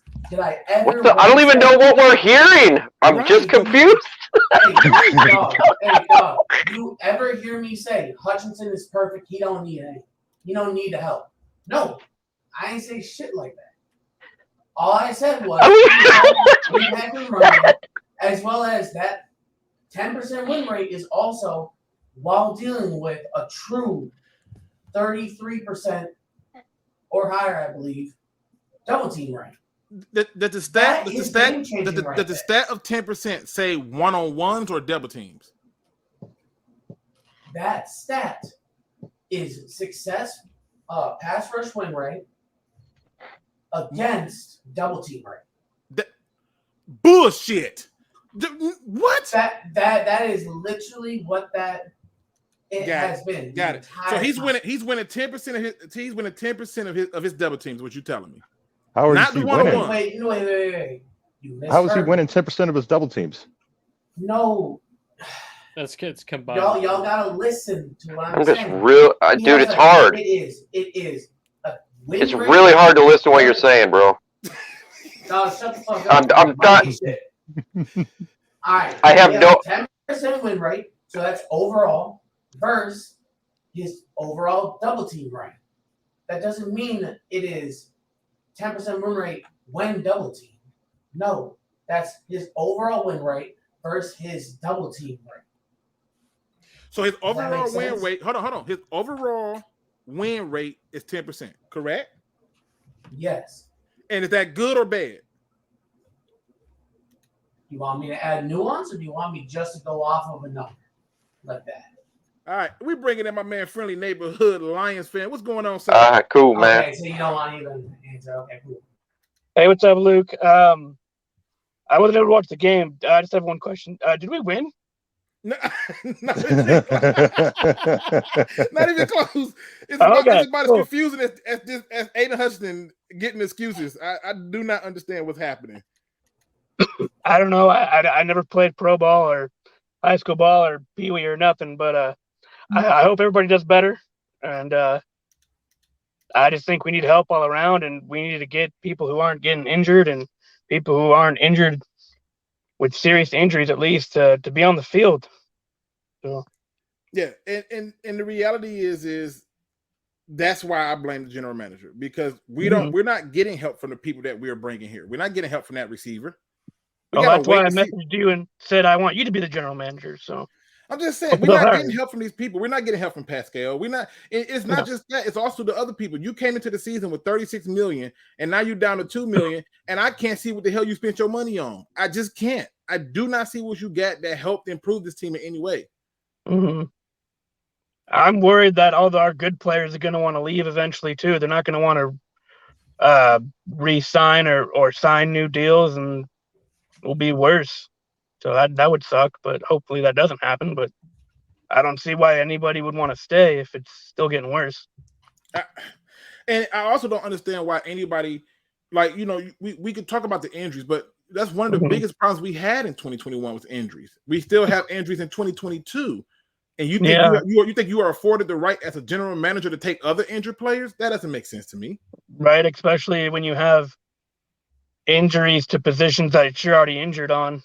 I mean, why bring another injured person to do nothing? See, this is what I'm saying. We can't talk about Bruno, but today is not the day. I'm talking about Bruno. Hutchinson hasn't been good, but he doesn't have much help either. Man, stop it. Stop it. It's a lot of great talent that don't have help around them. Stop it, because here's the reality. If Aiden Hutchinson goes out and let's say he gets 7 sacks this season, next year you ain't gonna be okay with 7 or 9 sacks. You're gonna want double digits. Period. Yeah. You're not gonna be okay with that. Nobody is saying that Aiden Hutchinson is a bust. I'm not saying that. I've never said that. Nobody is saying that Aiden Hutchinson isn't good. I'm not saying that. I've never said that. What I said is he's not winning one-on-ones, and he has not had any immediate impact, and he has not been playing well enough to have an impact to help this team. He was brought here to help with the pass rush. It still sucks, and he's part of that problem.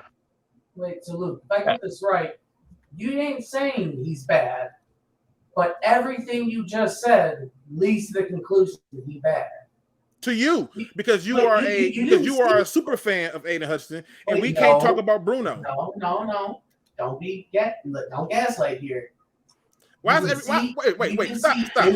Why are you always No. Why? Hold on. See, this is where I gotta pull an Adam move. Why I'm not doing this victim shit today. I'm not doing this victim crap. I'm not doing it. Okay? Ain't nobody gaslighting nothing. Ain't nobody out here strong arming nothing. Make your point. If it's a strong point, people will support it. If it's hot garbage, we're gonna be asking you what the hell is going on. And at the end of the day, the whole entire point that I just made was very clear. You want to hear what you want to hear because that sounds good to you. That sounds good to you that, he wants to hate on the guy. That has nothing to do with it. All I'm saying is it's the same thing that Aiden Hutchinson himself said, is I can be better and I have to be better. And that's just facts. It's just facts. I don't want to hear he ain't got no talent around him. I don't want to hear that. He's not beating people one-on-one. He's getting blocked by running backs. He's getting blocked by tight ends. That should not happen to a perennial player. That's just point blank and period. Now, if you want to play the victim role, I'm going to take you out and let you play the victim role somewhere. But I'm not doing the victim crap today. Make a point that we can either get with or that you feel strong about and support it, but don't play this, oh, you're trying to gaslight. I ain't got to gaslight shit. Anybody who watching these games see that Aiden Hutchinson is not performing up to his status. Getting washed down the line, overrunning quarterbacks. He let the rookie two-step him. And he left his jock strap 20 yards back there while he ran. It's like, dude, there's certain things you have to be able to do. Get the hell up out of here, because Mike can't even figure out what the hell going on. This is crazy. We're playing victim to a guy who's not performing up to his status.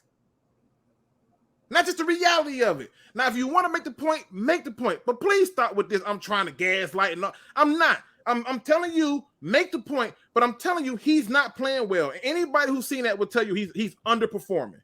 Go ahead and make your point. Cool. So please don't ever call me a super fan of him, because that has never been my position. Ever once. After every game, I make a write-up about what he can improve on, the issues that he's done. And religiously, you act like I never criticize him. So when you say, oh, we can't talk about Bruno because you're a super fan, you don't want to hear that. That's my issue here. You don't want. You're still on the victim. We're talking ball, man. You want to talk ball or you want to talk victimhood? What you want to do? Talk ball, bro. Get the ball. Oh, yeah, I think Aiden isn't. He's not. He's getting washed down the line. He's not handling his one-on-ones.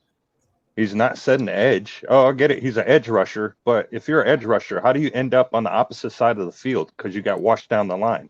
At some point, you have to take pride. He's not even doing the thing that he would say he's going to do with the high motor. He's not even doing that. And all I'm saying is this: he just needs to be better. We expect more. You should desire more. You should require more. And all I'm saying is this: I understand the 2-point stand. I think that's a very good point that you make, Foot Clan, about the 2-point stands. I get all that, but guess what? He played 2-point stands at Michigan. In that good year where he had all them sacks and everybody was like happy that we got him as a second overall pick, he was in a 2-point stand a lot in that year too. He performed out of 3-point, sure. Can they put him in that stand? Sure. But I watched him do that against the Patriots, and he got blocked by a running back multiple times. It should be okay to criticize. I don't get the idea. I don't either. Yeah. Criticism is part of it. You know, getting accolades and doing great is part of it as well. But if you're not living up to expectations, you can always get better. What the hell is wrong with that? I don't understand it. I love Aiden Hutchinson. I still think it's the right pick, but he's got to play better. He's got to play better. And that's all I'm asking. Especially if Aiden says he needs to play better too. I mean, he probably would agree with that. Like Aiden cannot disagree with Aiden Hutchinson. He's hating on him. Aiden's hating on himself. Right. What I don't like is when people make all of these excuses, and instead of just saying, hey, he got to be better, they come out with these obscure things that I can look at. If you're going to tell me his overall win rate in pass rushing and stuff like that is 10%, that means 90% of the time he's not succeeding. And when I have somebody tell me that's not how the math works. Well, wait a minute. You're doing it based on 100%. So if he's got it 10%, or let's say we flip it around. If a quarterback completes 10% of his passes, doesn't that mean he missed 90% of them? I don't know how else to make it. But this week, we talking about Bruno around here. Bruno get talked about. He's not living up to the status. I'm watching Devin Lloyd ball. I'm watching George Karlaftis have impact, and I know who he's playing next to. Miss me with all that. He's winning his one-on-one. Daryl makes a great comment. He says, I wonder if Kayvon was here, would fans protect him like they do Aiden Hutchinson? No, they wouldn't. They'd be attacking Kayvon Thibodeau times 5. Let's be honest. Let's 100% be honest about that. I'm an Oregon Duck fan. I'm not a Michigan fan, and I wanted Aiden Hutchinson, and I'm still glad we took Aiden Hutchinson but over Kayvon Thibodeau. But Kayvon would be getting a hell of a lot of grief if this was occurring. Yep. He would be getting drugged through the mud. I just don't want to do that. To me, I think you can put blame around people. I'm just saying if I had a pie chart and I put a percentage here, a percentage there, a large chunk of my pie is going to the defense. Then another large chunk is going to go to the defensive core. A large chunk of it is going to go to the defense and acquisition of what they're doing. And then I'm going to look at the general manager first and foremost because he's bringing these people in. Then I'm going to go to defense. Then I'm going to go Aaron Glenn because Aaron Glenn's responsible for the defense. Then I just keep working my way on down. But at the end of the day, I got to put that pie in a certain way to say that, look, this is where I see this coming in at because you already knew this team was hurt in the first place and you brought more hurt people here. Yeah. I think I'm with you, Luke. 100%, and there's no gaslighting or anything. It's just we don't have the talent. A lot of these guys are second string, if not third stringers. There's no bona fide starters on this defense. There's just nobody who can. I have yet to see Okuda make a pick. There's several rookies who have a lot of picks already, and this is their first year. We saw one against us this past Sunday. The rookie left his man, and again. He was supposed to be guarding his man, but he saw where the ball was going and he made a play. We don't have any of that on our team right now. We don't have any of that on our defensive end. We don't have anybody who goes, hey, let me go make a play. There's none of that. And I'm tired of hearing Brocker's leadership. There's no leadership on his defense. Against the game against Minnesota, we had two players who went to where the ball was not going because, I thought you had him. Oh, I had help behind me. That all falls on personnel and it falls on coaching. It's you have to absolutely have some sense of where you're at. So yeah, I don't. And I'm not. There's nothing wrong with that. Like Free 313 says. So what y'all gonna say next year when the record is saying? I got to look at what happens in the offseason. I got to look at what acquisitions are being made because I'm not liking what I'm seeing. I'm not. I'm gonna stick my foot up. I'm gonna stick that foot up on an ass if it's like that. Look, I'm tired of excuses, man. We got to start winning. It's it's year 3 of the rebuild. Year 4. At what damn point do you just start winning football games? Yep. Holy shit! We've become an idea of where one win is acceptable. It's not acceptable. Start to win games. Jacksonville's winning games. Jets is winning games. Giants is winning games. The damn frickin' Chicago Bears are ahead of us. Yeah. Damn it, hold them accountable. Like, what is wrong with holding players accountable, holding coaches accountable, holding GMs accountable? When have we become a fanboy of players or fanboy of coaches or fanboy and up people's jock straps? Let's just hold it accountable and get those wins. That's what it boils down to, right? Like, it just boils down to that. Like, one of the issues I had last year, which I disagreed, was like, look, I don't know who had the conflict. I think it was more of a Deuce Stanley having more power than Lynn, but whatever. But I thought that we should have been starting Swift last year, right? And I thought this, and I had to argue about that. All I'm pointing out is this. I'm not telling people to jump off ship. I'm telling people to sometimes just take a pie. It's got 100%. Break that shit up and put it where you see fit. If you say that 90% of it's the head coach, all right, that's your pie. Explain why it's 90%, because I need to talk about why we're taking hurt players when you're a hurt team. When I watched the games that we lost, I said it was defense. Yeah. Minus the Patriots game. Everything in that game was bad. Offensive line was bad, but that's what pressure looks like. And what people want to bring out is, well, Aiden Hutchinson, he has all this pressure. This is bigger than Aiden Hutchinson. But the problem is he was brought here to have some type of impact, and it's not happening. And it's okay to call it out. It's okay to call out the mistakes. It needs to be called out. You don't think these players aren't calling themselves out? You don't think they say, God dang it, like this is bad, but I'm doing this. I guarantee you Aiden Hutchinson is pissed at himself. That's what professionals do. That is what professionals do. So it's okay for people to be held to account. Damn, y'all, everybody has jobs. You don't think your bosses hold you to your standard? Like, holy shit. But we're going to sit there, oh, it's okay. No, it's not okay, man. God damn it.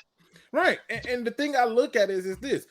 I'm not saying that we should be excited about what's going on here. Many of us saw what happened. But I'm telling you, if the defense makes one freaking stop in Seattle, you win the game. If they make 2, it's a definite win. When you go and get the game against the Eagles, it wasn't just because it was Jalen Hurts that they couldn't stop. They couldn't stop nothing. They got the ball ran on them left to right. They had no answer to it. We chalked it up to it being the first game of the season. Well, I didn't, but that's what people said. right? And then you go back and you have a game. And I'm just like, okay, cool. We can't talk about this because I saw problems. I came back after the first game and said, man, he's not winning one-on-ones, and I'm not liking it. He's getting gas at the end of the game. And people want to come with these frivolous stats and stuff. These are number people that I just can't take it no more. What do your eyes show you? Because I watched that Kansas City Chiefs game yesterday, and I can tell you right now, Chris Jones was getting off, and so was George Karlaftis, and so was Frank, because you know why? They were winning 101. Mano, I'm whooping your ass, and that was what was happening. That's what my eyes are showing me is we're getting our ass whooped. Right. And we suck all around. Like, at some point, you have to have pride. You have to say, I'm not going to let this guy beat me one-on-one. It's a disrespect. It should be disrespect to Aiden Hutchinson for him to be like, they're not double teaming me. You know what I mean? They're not showing me the attention. They don't trust this. He should be eating right now. And unfortunately, he's not. He had an ankle on the quarterback, and the quarterback two-stepped him. He didn't even touch the quarterback. I'm like, what the hell, bro? He was right there. And then it's like, and of course that's doing him too. He's young, so he's like, oh fuck, I missed. And then he's kind of like trotting back. But it's like at some point, you have to put hands on these players, man. There was another cornerback who did not break down for the tackle, and the running back ran right by him. And it's like these things, you have to take pride, man. It's like, okay, I'm gonna put my hands on you. And then guess what? You slow him down, 4 or 5 more other lines should be there. You just slowed the ball down. You slowed motion down to allow other people to come over and make noise. But we're not even touching the quarterback. Even if Hutch got a half a sack at that point, guess what? He made an impact. But he let the rookie run right by him, and they shredded our secondary. It's like something has to give. Somebody has to have pride and say, I'm not going to keep letting our team do this. Somebody on that secondary, somebody on that defense. I hear Brockers, this is leader in the locker room. Well, show it on the field. Show it. You're getting paid so much money. Put your money where your mouth is, man. Do something. Hell yeah, man. Get a fucking sack. Get a fucking tackle for loss. You have you have nothing. You have nothing to show for, bro. You're not. We can't even trade you. We have to eat that cap if we want to get rid of you and put somebody else in there. We have to eat that. Nobody wants them. Facts. Yeah, it's. You can't keep paying these guys if they're not fucking producing, man. Like I'm not gonna. And it's Rumble, bro.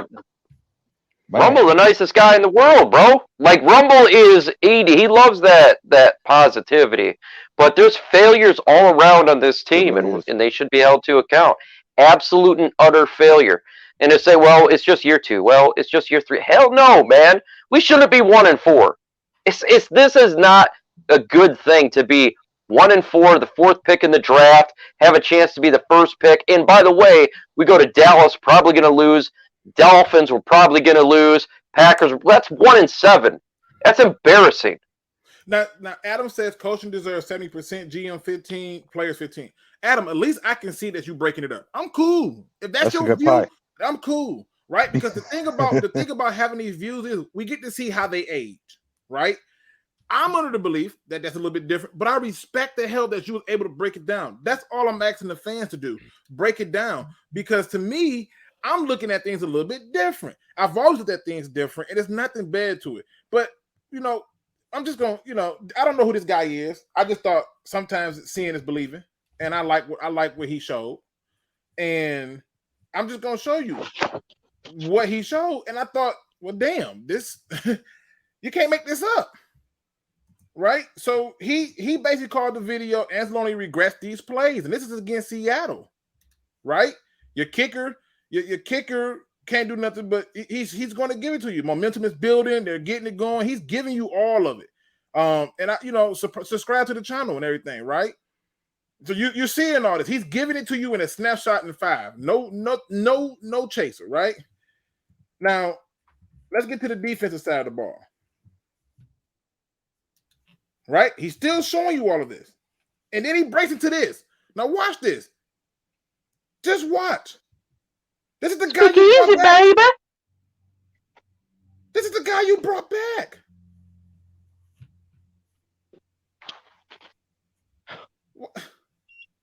Man, I want to speak easy on that D, dog. And listen, right here. That's somebody else got him. Shame on Geno Smith for not seeing this. Look at that. Bro's looking right at him. There's a lot of mistakes going around, man. We could sit there and we could talk for hours of how much of a shit show that's going on here with the Detroit Lions. I'm tired of the excuses. I just want to. The only stat I give a shit about is W's and L's, and I want to see some damn W's. I'm tired of seeing L's, dog. No, he pulled a Jamie Collins. Did you see this though? Not blocking his own teammate like Jamie Took Collins. Rodriguez out of the play and then whiffed on a tackle. Wait, let's go back. Y'all missing so much in this one moment. And Bugs got pushed on his ass. Look at this shit. Poor Isaiah Bugs. He got put on his ass. Look at this.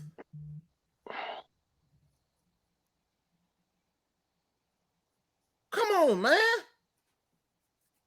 Come on, man. He knocked his own. Man. That's one of the leaders. That's what got Jamie. Who's this down here? We can't talk about Bruno though. That's what got That's Jamie our leader. Collins cut. That's what got Jamie. That's our Collins leader cut. on defense. We can't Why? talk about Bruno on his knees. Yeah. Oh, I don't like seeing people on their knees, though. Man, collectively. Depends on who it got is. That's a bodied. good point. He got dog piled.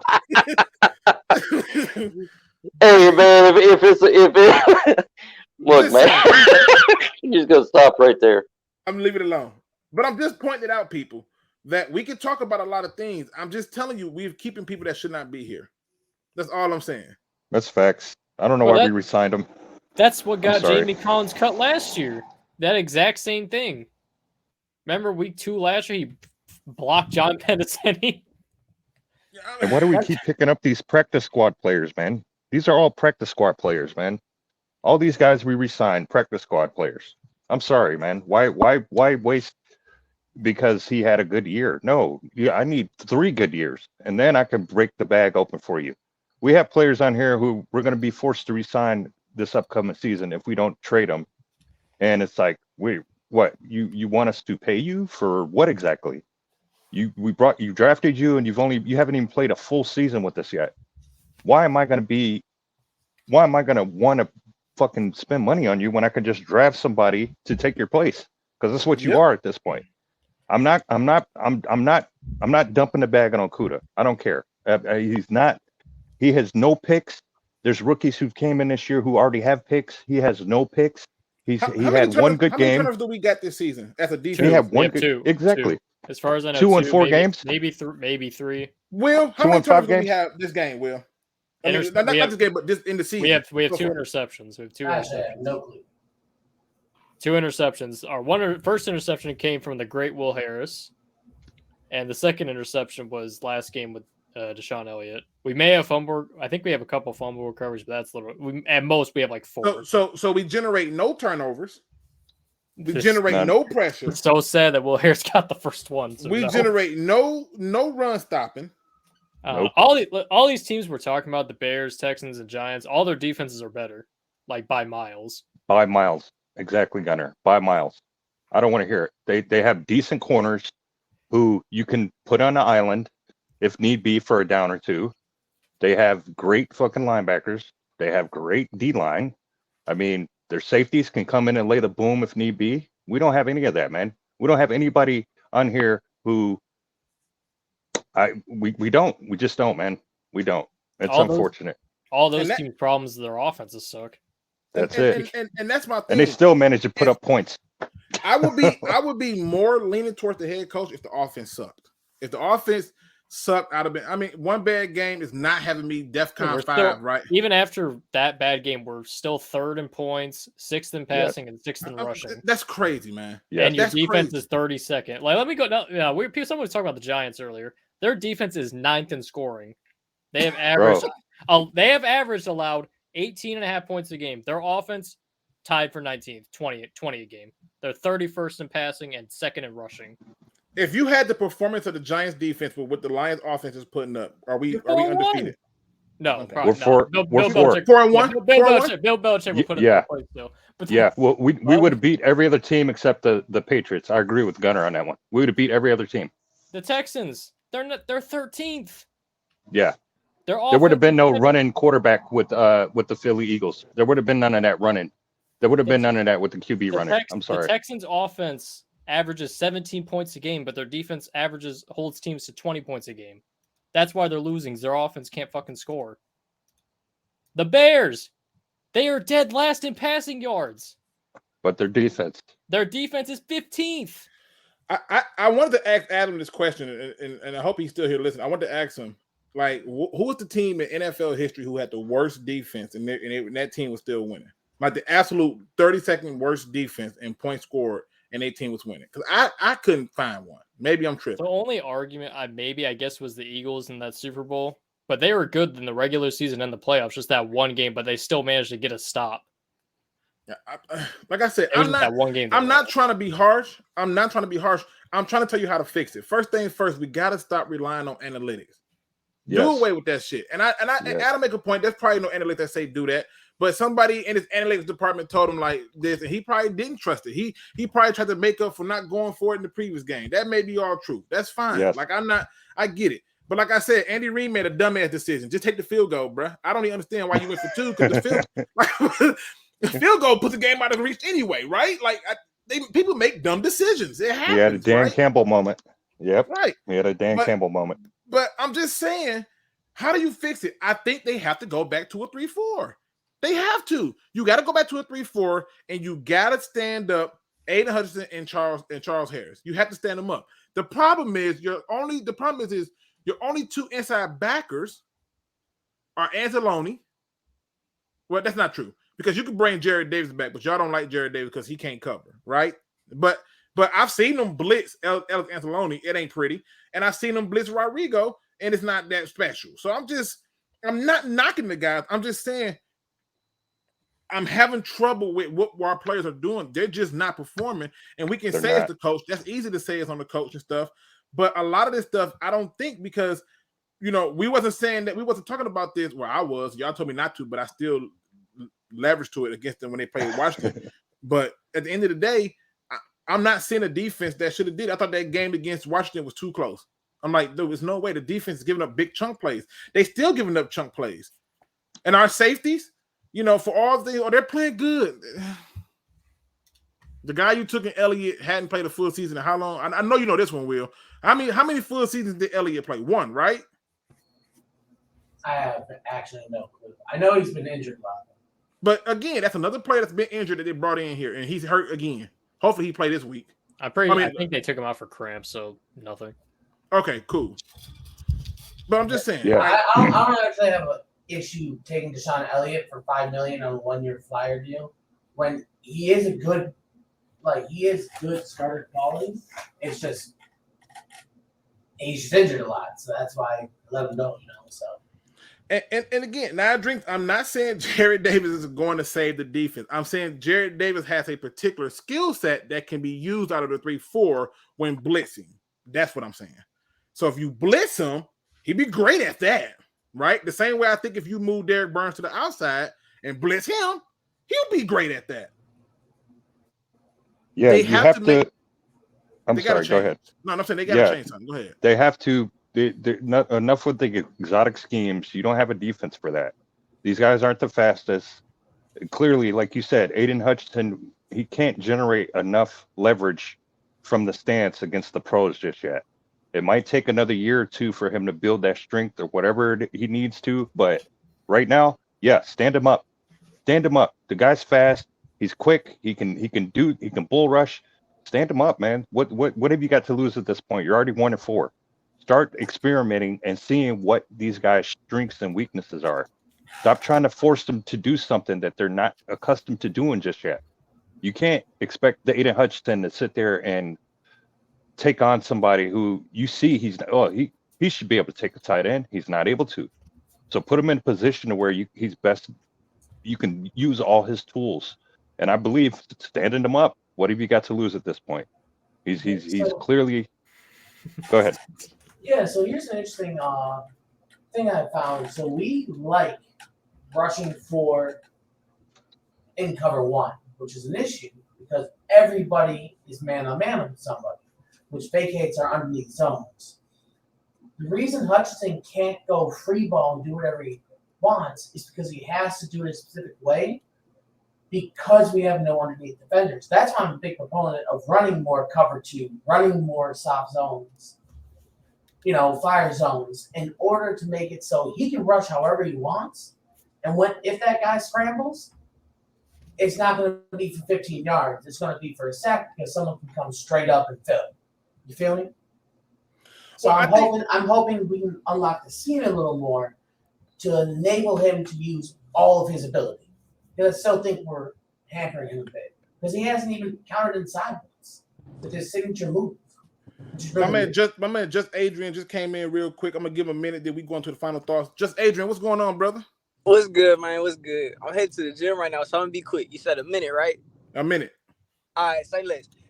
I heard what you just said, bro, but it's like Aiden Hutchinson has been given the opportunities, bro. Like it could be cover 0, goddamn cover 6. You feel me? Bro, ain't it? It don't get simpler than that, bro. Like, and part of it's on Aaron Glenn too, because why is he calling the cover 0 with Jeffrey Okudah, the biggest bust I've ever seen, bro? Like, we don't have the corners for that. So it's on the defense, but we can't keep acting like this man Aiden Hutchinson ain't a ghost. You feel me? Bro is not there. He's not him. Not him. Listen, I didn't say it. We can't talk about Bruno, so no, that's crazy to me, bro. Cause like, oh my god, you know what? I'm done. I ain't even a Michigan fan for real, but like, you feel me? He was good in college, yes, but he's not him. He's not him, bro. And again, that's not saying that he won't be good. It's not saying he won't be great, but I think expectations will go up if he don't come out the gate hot. They're not going to be forgiven because if next year coming he has single-digit sack season, and to all the people who keep talking about pressures, miss me with that. Them pressures ain't doing a goddamn thing. These quarterbacks don't care. Right. They like honey badgers. They don't give a shit. They don't care. It's not a sack, so do it really matter at the end of the day? Right. No, they pressure Aaron Rodgers all the time. What frustrates him is when he get put to the ground. Yep. He looks to the ref, and the ref's like, "Bro, you just got sacked, bro. My flag's staying in my pocket." But yeah, I mean, you have to. That's on Aaron Glenn, man. You don't have the personnel for that. What was his name again? I forgot. Brad Holmes. No, the guy that was just speaking. Oh, Adrian. Adrian, yeah, you don't have the personnel to run all this exotic shit, man. So stop doing that.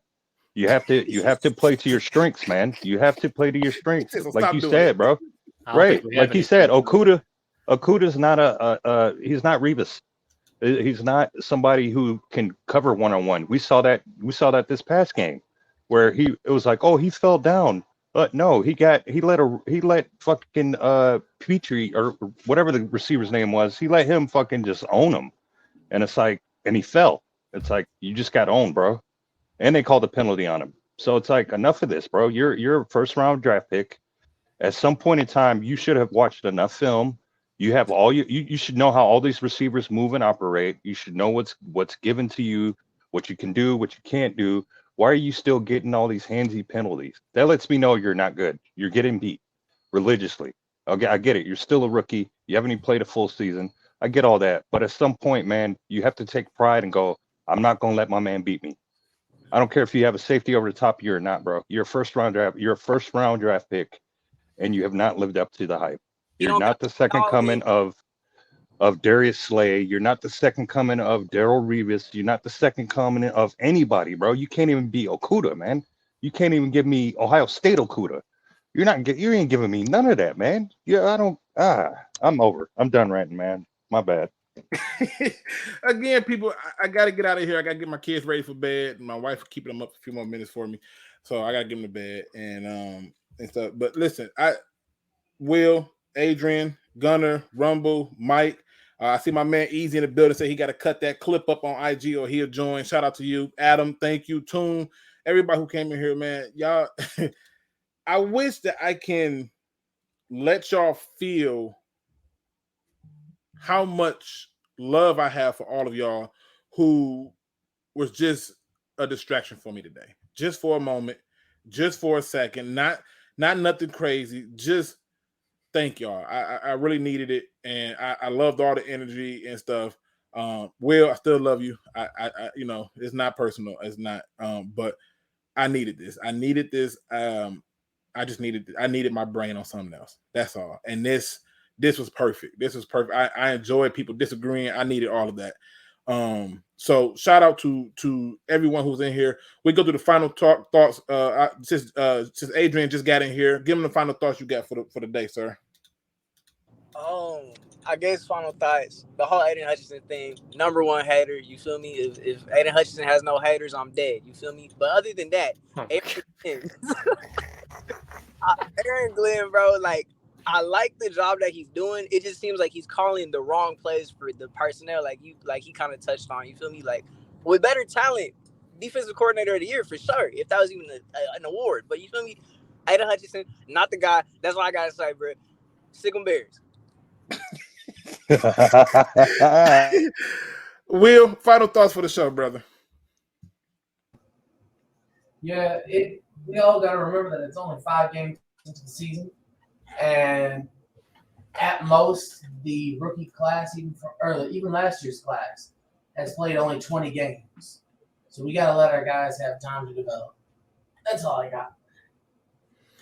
Gunner, final thoughts for the people. Defense is 32nd, so it can't get any worse. what? That's your final thoughts? That's it. That's the thoughts. Can't get any worse. Rumble, final thoughts for the show, sir. Man, we need somebody on this team to take losing as bad as we do as fans, man. And I think Dan Campbell has aged 20 years in his short tenure here. I don't want the guy to get lionized. So all I'm asking is a collective group effort from everyone in the Detroit Lions establishment, players, coaches, whole 9 yards. You have to right this ship. And if that means letting go some of the people who were here in the previous regime, who got drafted in the previous regime without paying them, so be it. It's time to set an identity on this team, man. If you're not producing, you're gone. So my final thoughts are, again, week 5 into this thing, week 6, we got a bye week. Okay, so after the bye week, you better make sure these guys are ready to fucking play, man, because we cannot continuously sit here and just make excuses, man. If you're not cutting it, you're gone. Simple as that. You're getting cut. So that's my final thought. My final thought is going to be short and sweet, man. Make sure you stop and tell somebody I love you. It don't have to be somebody that you know. It don't have to be a family member. Just tell a stranger, hey, you know what? I don't know you, but I want you to know I love you today. It's so simple. It's so powerful. Just tell them I love you. And to the ones that you have, your family members, tell them you love you. I take so much joy in knowing that the last time I talked to my brother, I at least told him I love you. And he said, I love you back, man. And I said, all right, you can see you later. And so please just, don't take it for granted. Don't take the arguments for granted. Don't take the disappointment for granted. Don't take the love, the laughs for granted, and just stop and tell somebody I love you. Do that and appreciate all that's been given to you. Because once you realize that all the things that you didn't have are what you have now, that's what matters, man. With that being said, ladies and gentlemen, hit that like, subscribe, notification bell. Also, the t-shirts are still in there. The Stay Tomorrow Needs You t-shirts, so hit that in the description. And as always, don't be no chump. Please do your research. We are out.